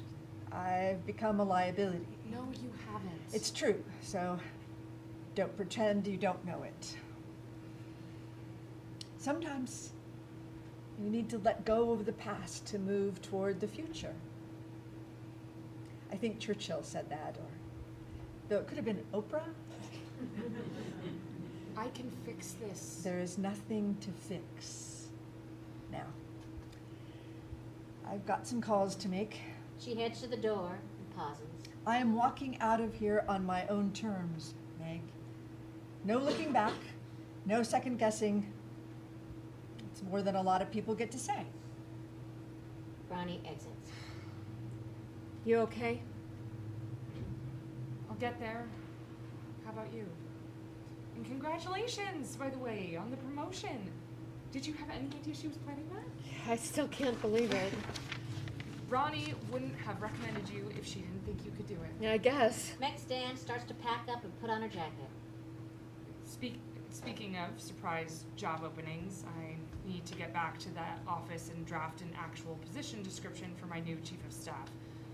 Nick never asked for anything in writing. She just looked around, knew what had to be done. I'm going to enjoy visiting you at the office and not being made to feel like an intruder. She's protective of my time, that's all. Well, be sure the next guard dog knows you don't need to be protected from me. I'm here to support you, no matter what. In politics, no matter what can get messy. Life is messy. I know, Amelia but goes to Meg, silences her with a kiss. In the past few weeks, I've survived a shooting and seen my boss dragged through the mud. And I've also fallen in love. I get that things are unpredictable. I mean, a month from now, I'll be in charge of this place. any big plans? I found out about 20 minutes ago. Yes, but I'm sure at some point over the past few years you've thought about what you do or change if you were in charge. I haven't, actually. No pie in the sky, no maybe someday. Well, I hate the logo. So, there's that. Furniture that's from this century would be a nice addition. You might want to consider expanding your board. Recruit more women and people of color so it's less homogenous. And I've heard a lot of talk since the shooting about a need to have visibility in the schools. Sounds like you've spent more time considering this than I have. I know you've got a few weeks until you officially step in, but that's going to fly by, and you should be ready to announce a few signature initiatives. You'll want to signal continuity, but show you're not afraid to take a fresh approach. No one's going to expect me to have all of this figured out on my first day. Your board chair is a gossip. He's probably already on the phone with one of his buddies at WPXI telling him about this meeting. When they hang up, that reporter will call Ronnie for comment, and then he'll call you. Or they'll just send a camera crew down here to try and catch you by surprise. I'd say you've got about an hour. And to think, my big plan for this evening was ordering from Howley and splitting a bottle of wine with my girlfriend. best to stay sober for your first major interview, don't you think? So I don't answer the phone. Or I tell them no comment. Or I say I'm still figuring things out. Never say no comment. You can... Stop worrying. You'll want local media on your side. You need them. All I need right now is pot stickers. Em, This is exactly why we're taking that trip. now is a terrible time Set to... work aside for a few days. Get you away from your office and your email and all your lists. That's not how it works. Not when you had Nicole in your ear 24/7, no. But now, you can make your own rules. Take back some control of your life. I've always had control. Over some things, sure. But she was the one just... No. All I'm saying is that it's time for more balance.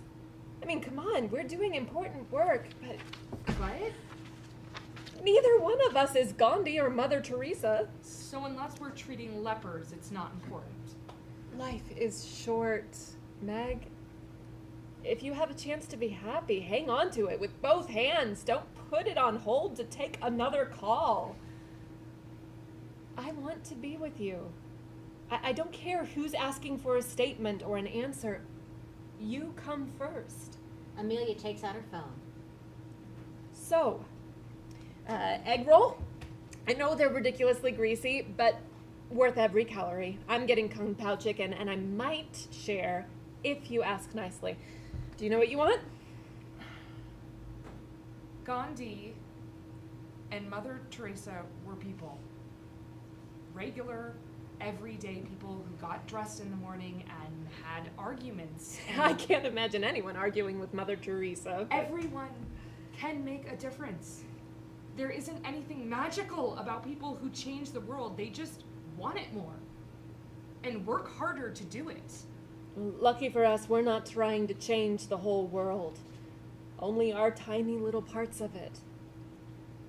After a long moment, Meg takes Amelia's phone and disconnects the call. Amelia looks at her, shocked. I leaked the story about the hotline calls. What? I needed to change the conversation to get ahead of the news cycle, and it doesn't matter. Nick talked to Anderson Cooper's producer, and... Nicole told CNN? No, She blamed Shelby? it was my idea to implicate Shelby. I figured she had the least to lose. No. You defended the center. You said that... After we tipped them off, I wanted to talk about hate speech, and... Wait. This was a way to position me as... You cost Ronnie her job. I never thought she'd go public with a... No. Up until that point, she... You're blaming her? I didn't say that. Stop, okay? Just... Don't say anything. Amelia moves away from Meg, putting as much physical distance between them as possible, and sits in a chair at the table. If I'd known Ronnie would make that statement... What? What would you have done? This whole time. Meeting with Jennifer, going to the funeral, all your impassioned pleas on Ronnie's behalf, that was all... It was all real. This life, my life, it's not always black and white. What was so important about... Oh. Right. It's that fucking campaign. I have a chance to... You? I could help hundreds of thousands of people. I can have more impact during one congressional term than in 20 years as a city councilor. All of this was selfless. Standard operating procedure for a humble public servant. Everyone makes compromises. So your career was worth ruining Ronnie's life and Shelby's reputation over. If I can pass reasonable gun laws or create a bigger social safety net for at-risk teens. And you decided you had the right to make that call. You and Nicole. I don't expect you to understand. But you said you'd support me no matter what. Who even are you?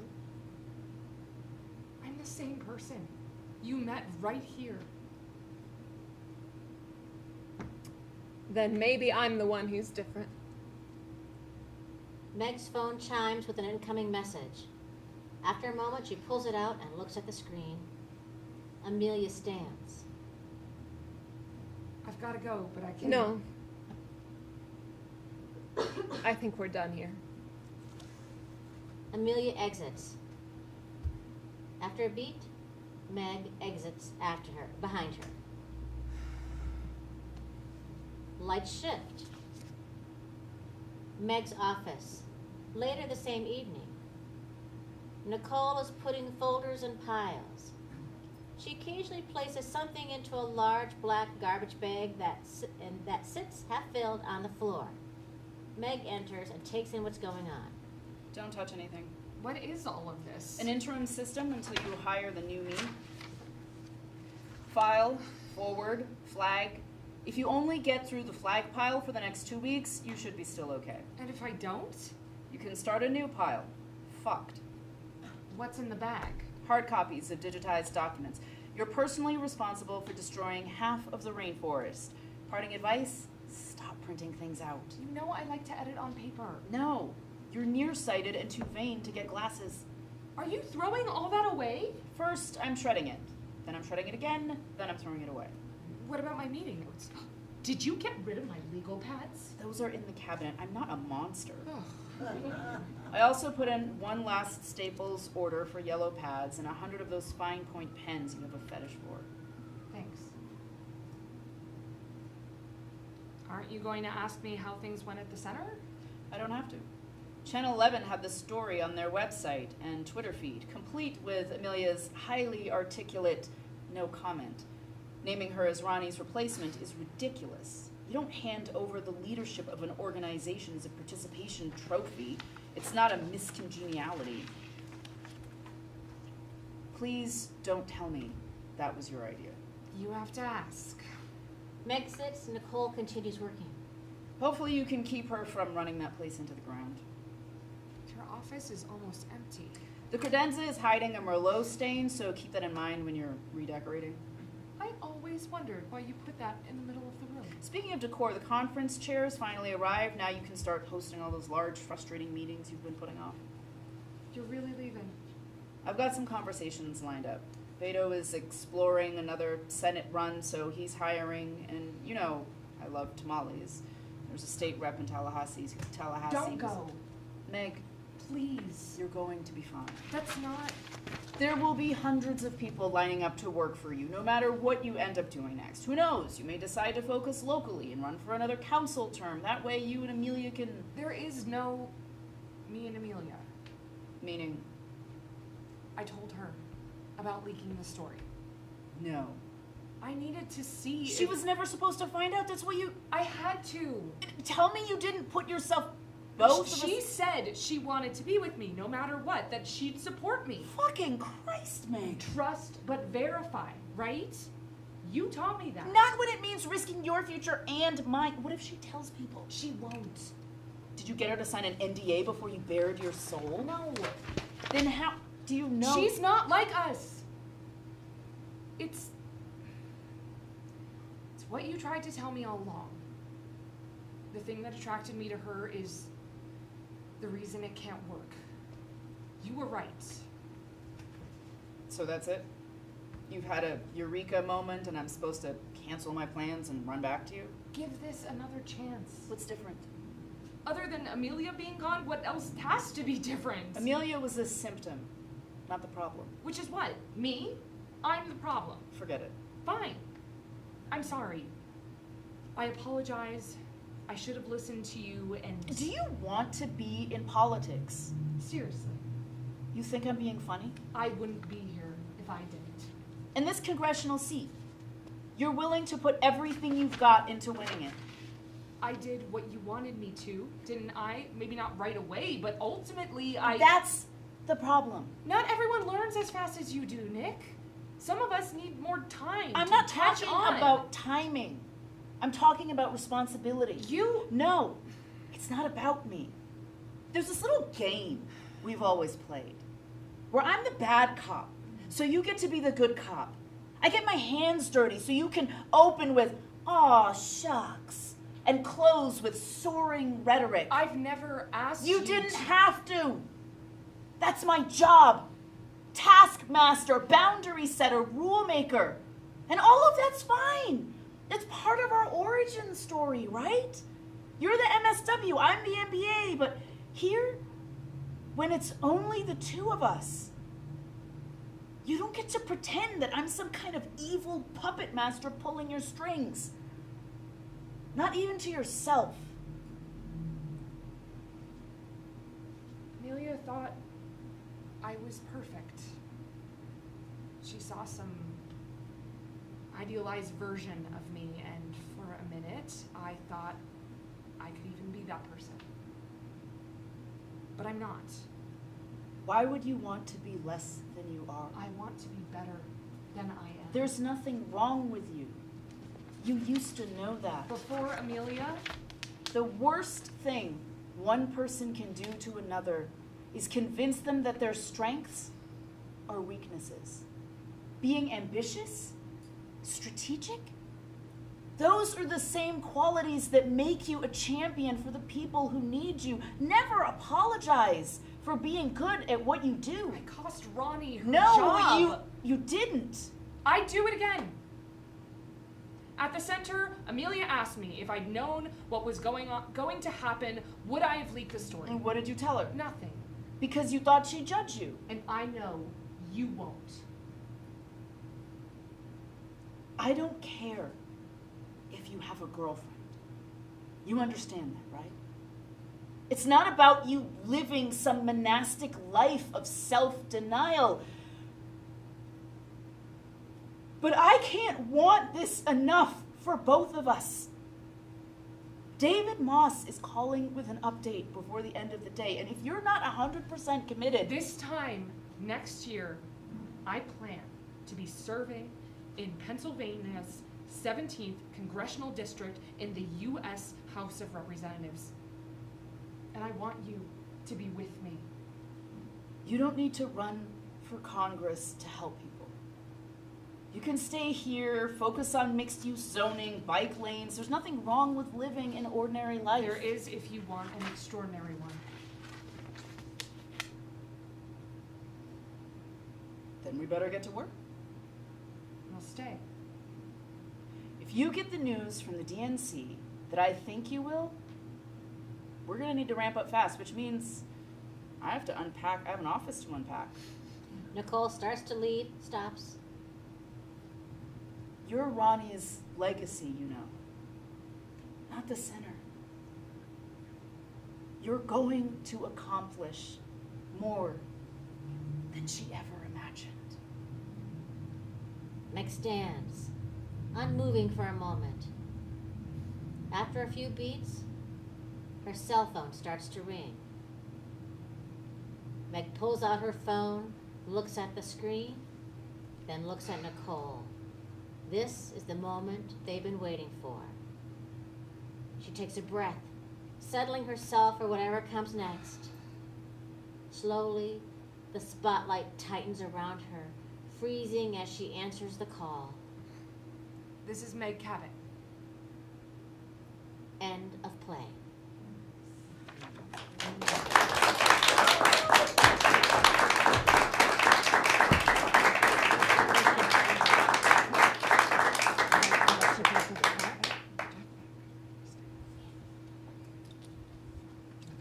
And I believe, ladies and gentlemen, we're going to take a brief little pause and then, oh, Angela's right here, right? Yeah. Start the talk back. Have HR on?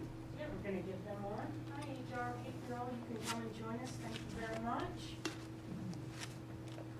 And, yeah, we have the house lights too. Awesome, thank you very much.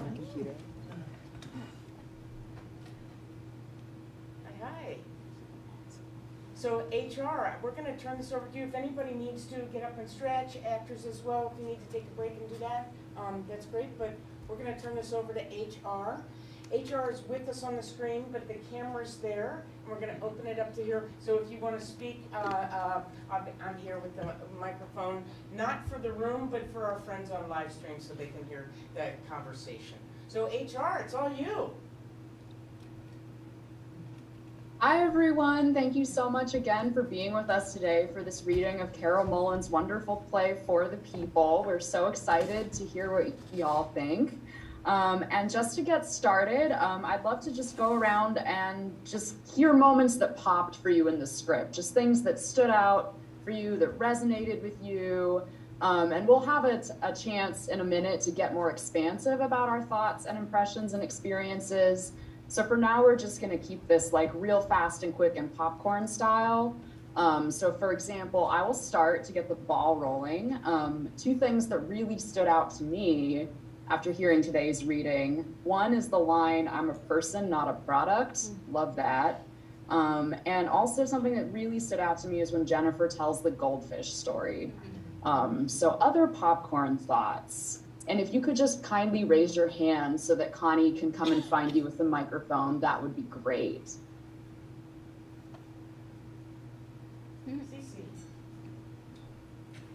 Hi, folks. So something that was really interesting to me, that it was the very first thing that I noticed, was how early and how heavy a catalyst is in the beginning. That's something that I haven't seen before in a show.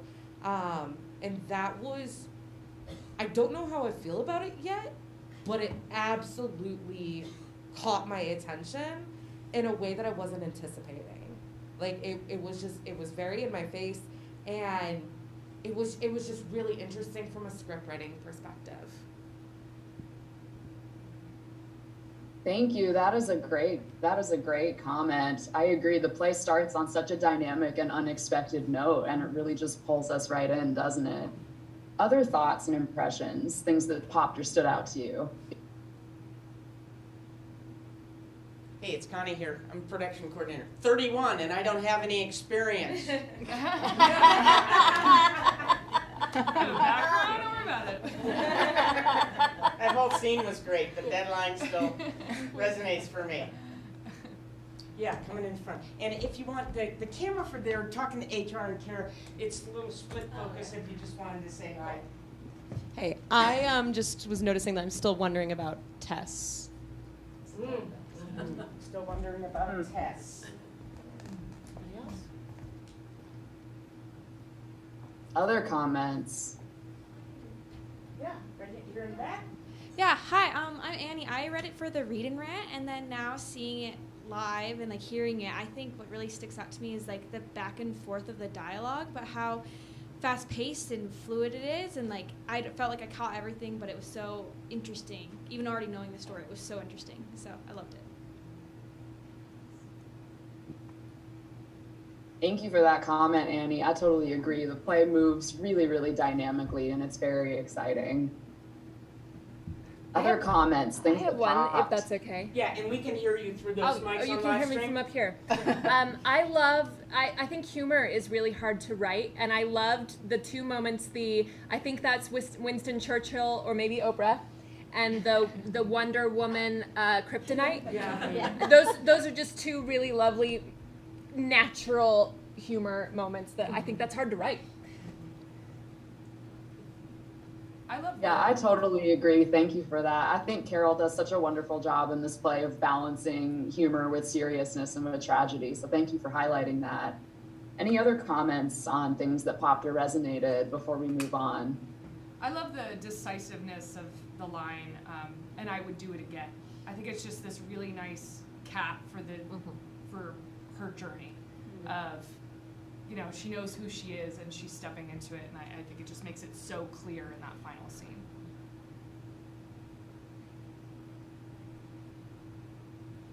Yeah, totally. She really owns it in that moment. Thank you for emphasizing that. Any other thoughts, popcorn style, before we move forward? I'm going to say one more thing. The first gunshot pop stopped my heart. The topical nature of a queer center being shot up takes me back to Orlando. It takes me back to the shooting that just happened, and gun control, what is happening in the state of this country, of coming after queers, coming after kids, coming after whatever. It's just still mind-numbing, and thank you all for giving it the sense of urgency and fear, but it's traumatizing. and you captured it in the writing, and yeah, that's sitting hard. That's sitting hard in my heart right now. Yeah, absolutely. Thank you so much, Connie, for bringing that to our attention. Unfortunately, yeah, given the news, the play is very timely. Any other thoughts, things that resonated that folks want to highlight? All right. Well, so, oh, am I missing someone? No, Angela, we were just checking in to see if anybody on live stream had the ability to comment, wanted to share with them an opportunity. So if there's a delay, we'll let you know, but I think that's, anybody else? Great. It's all you, HR. Excellent. Thank you, Connie and Angela. So now, these are actually some questions that Carol and I had for you all as the creative team and as audience members about your experience engaging with and interacting with this play.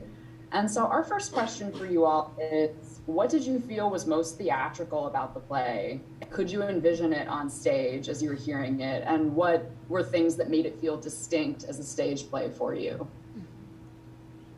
And again, I just invite you to raise your hands if you're in the room so Connie can come to you with the mic. Oh, I think I see a hand up. Yeah, we do. Cece is here.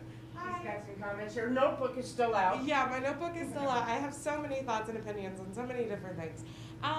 I wanted to just speak to a little bit, something that I found interesting that kind of comes back into your question. This duality of like respect for humanity versus authority is really interesting to me and really speaks in this piece.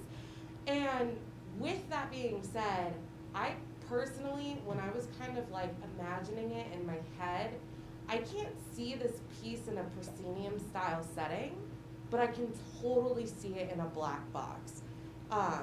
Something about that level of intimacy, especially with the subject matter, just down and dirty and like with the people, you know what I mean? For the people, with the people, all that kind of good things. But definitely in a black box style where it's way more intimate, and the realism of this piece is really confronting the audience member, I think is really important. So that was just something that stood out to me from a staging perspective. Thank you so much, Cece, for those detailed impressions and your vision. That was wonderful. Other thoughts on theatricality in the play?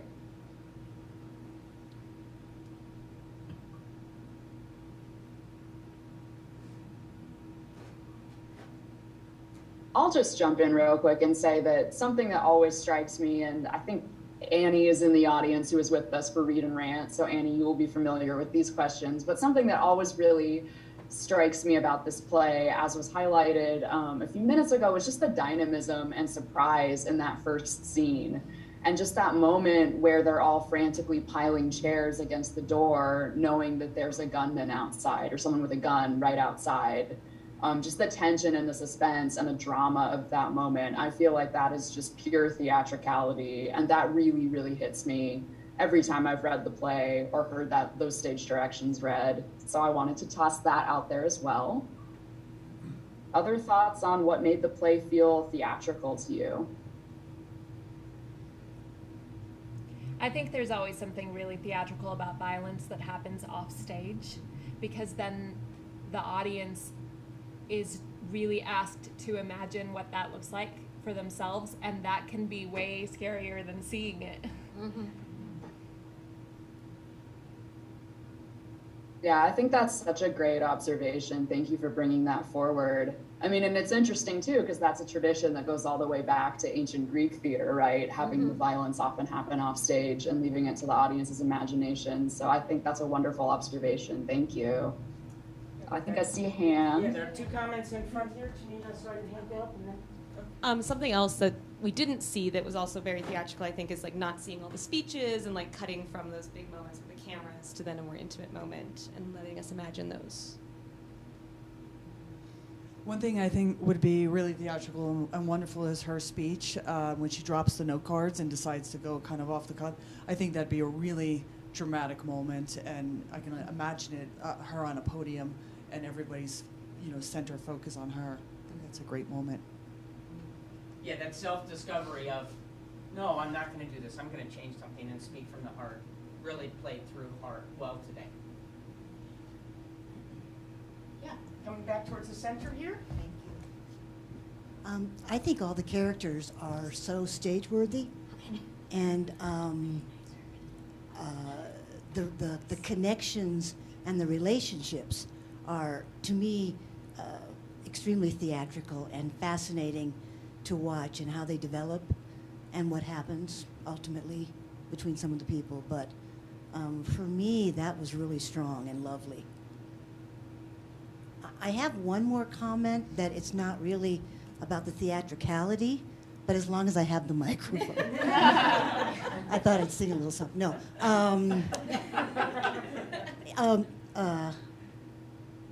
I think the character of Ronnie is talked about so much and seems to have such an impact on everyone, particularly Meg, that I feel, and I don't know anywhere how to do this, but I would like to either see her more in scenes or maybe hear more about her history and why is she such an influence on some of the other women.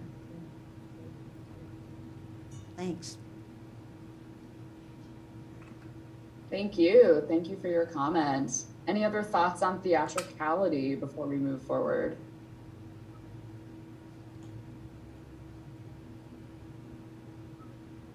All right, so actually, that last comment was kind of a nice segue. I love how you highlighted the character relationships as being so strong in the play. And our next question is about the relationship between Meg and Amelia, which of course becomes a very high stakes plot point in the piece. And we were curious to hear from you more about what did you make of this relationship and how it evolves through the script, and how did it enhance your understanding of who Meg is as a character?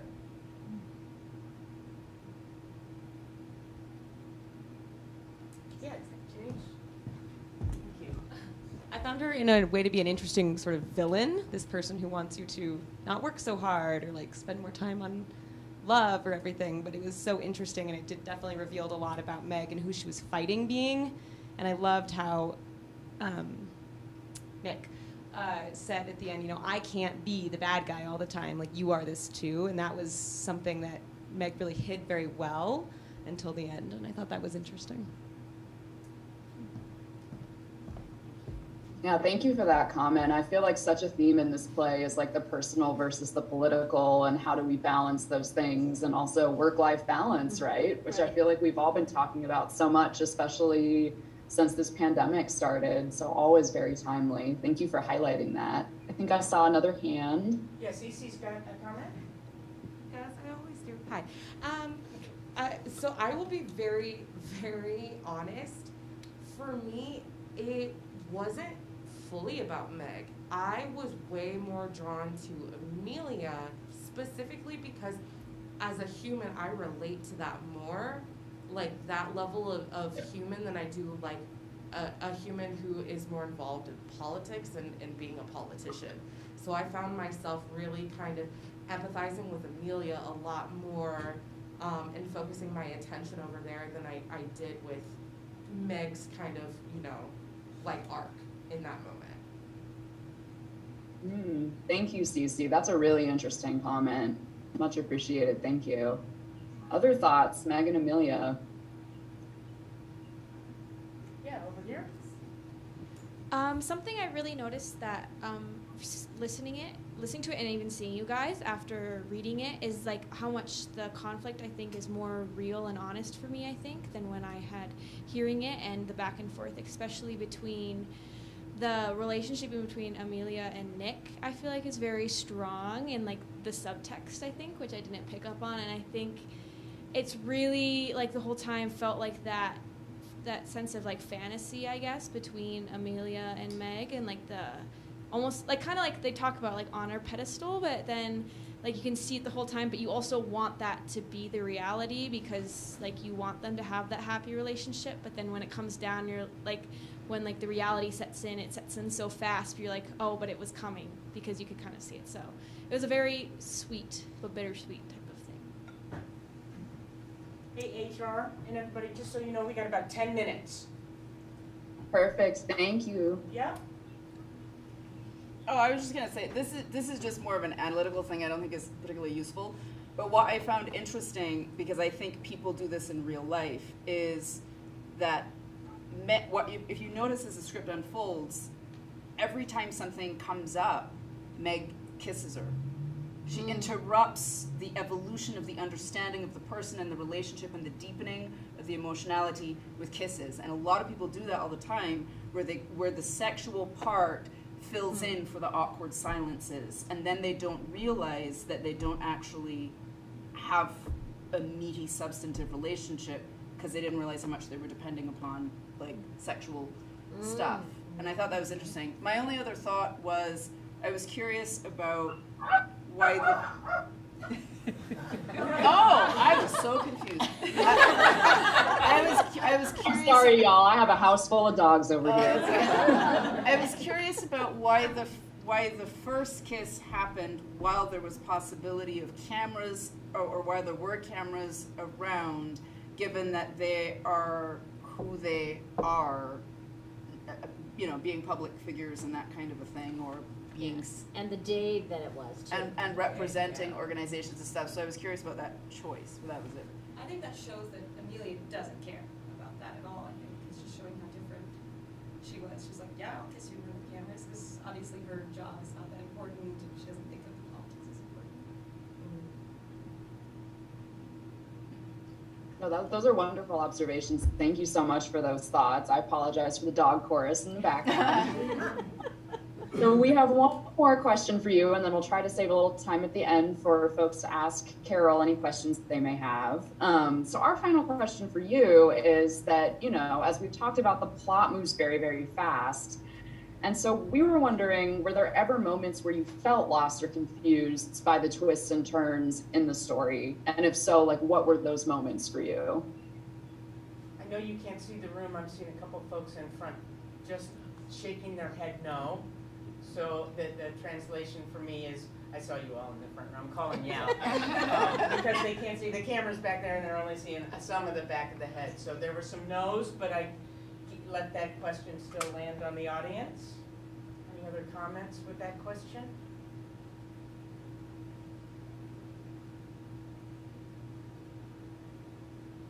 And also, if we want to think about and meditate on that question for a minute, feel free to jump in and come back to it. But in the meantime, in the interest of time, did anyone have any questions for Carol?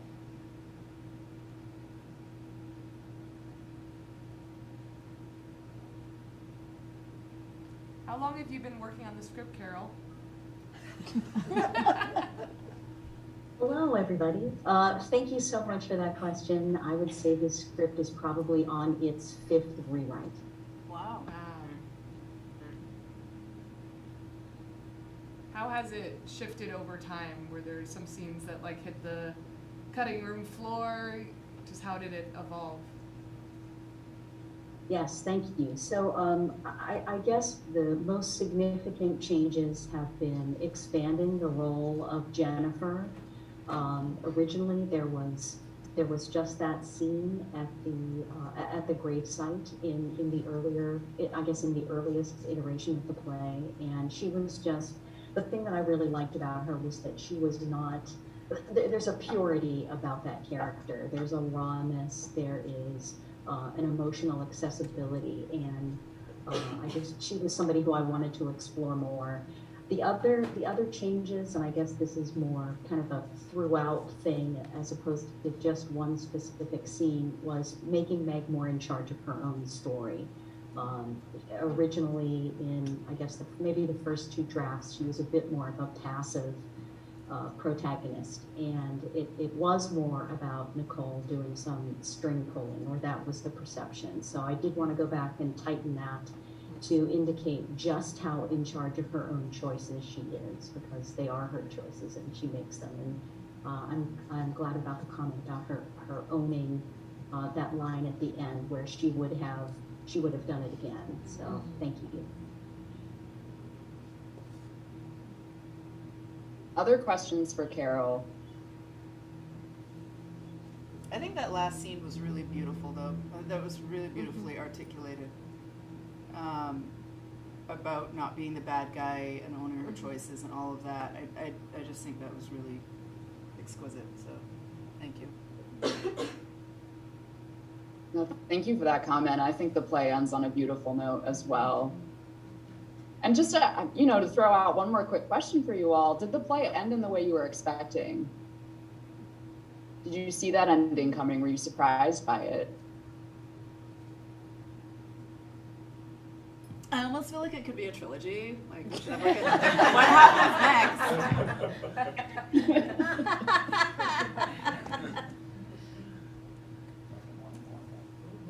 Yes, exactly. Comment to leave them wanting more. Yes. So you got 2 more plays now to write, Carol. So I think we're almost at time, but were there any final thoughts, takeaway? I forgot. Oh, Athena. I really, really, really appreciated that you didn't just have it be like a thing where like Nicole was secretly in love with Meg. Yes. The whole time I was reading it, I just was like, please don't do it, please don't do it. She's gonna do it, she's gonna do it. And then you didn't, and I was like, oh my God, yes. That was so, oh God. That was great. And it was even more powerful that it clearly wasn't about that. It was about her commitment to the vision. That made it so much, that was great. It's really cool seeing a play where there's 2, well, more than 2, but especially 2 women who make each other better, and they're not intimidated by each other's intelligence or ambition. They're just like in partnership, and I don't feel like we see that very often. It was nice. That's true. That's a good point. Excellent. Other takeaways, final things that the play has left you with? Another comment in the house. What is the last, or towards the end, the last line that Meg says about, there were 2 that were very similar. I want to be better, or I need to be better, or I'm sorry, I wanted to remember the line. I don't remember it, but to me, I have a teacher that often says regarding a play, when you're writing a play or reading a play, that that line encapsulates the DNA of the play, and for me, it did that, and obviously I can't remember the line. It captures the DNA, but we're not sure exactly what the line was. Well, it was something like, it was in relationship to the Gandhi and Mother Teresa. I want to be better than I am. Yes. Yeah. Yeah. And I then thought, how beautiful that she says, I always love, you're Ronnie's legacy, not the center. Yeah. You're going to accomplish more than she ever. Yeah. And and obviously they're going to go on to, be more involved in politics, and that's always flawed, but it's always necessary and wonderful at the same time. So, sorry I couldn't remember the line. Bring it home, HR. So I think we're at time, and what better notes to end on than talking about wanting to be better, right? And that feels like a very inspiring message with which to leave this space. So we just want to thank you so much again for joining us today. On behalf of the whole team, and Carol especially, thank you so much for your open and honest feedback, for being such a wonderful audience, for being so attentive, for sharing your wonderful thoughts and observations with us. So thank you again. It's been a pleasure to spend this time with you For the People. Awesome. Let's hear it for Christy and the company. Thank you all for being here.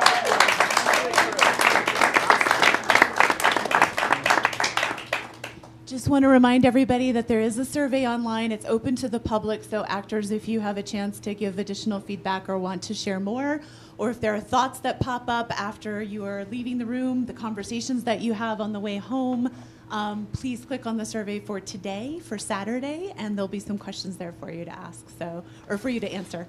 Thank you, cast. Thank you, HR, Carol, Christy, and the entire Athena Project team. We really appreciate your time this afternoon and hope to see you back. We've got 3 more to go this weekend, so you can live stream all of them if you don't want to come back and join us in person. Thank you. Yes, you can have. Do we get to know the names of these talented people? Yes, Yeah, absolutely. Would everybody do a quick introduction of yourselves, please? Just say your name and. Okay, can we have the house lights up to full unless they aren't already? There we go, thank you. My name's Kate Aver. I'm Simone, and just a shameless plug, I have 2 nights left at a play, Blue Ridge, at Miners Alley. If you want Go to see shameless it, plugs, We yes. close on Sunday, so. Hello, I'm Shannon Altner. I'm Candace Joyce. I'm Ann Myers. I'm Christy Montour-Larson.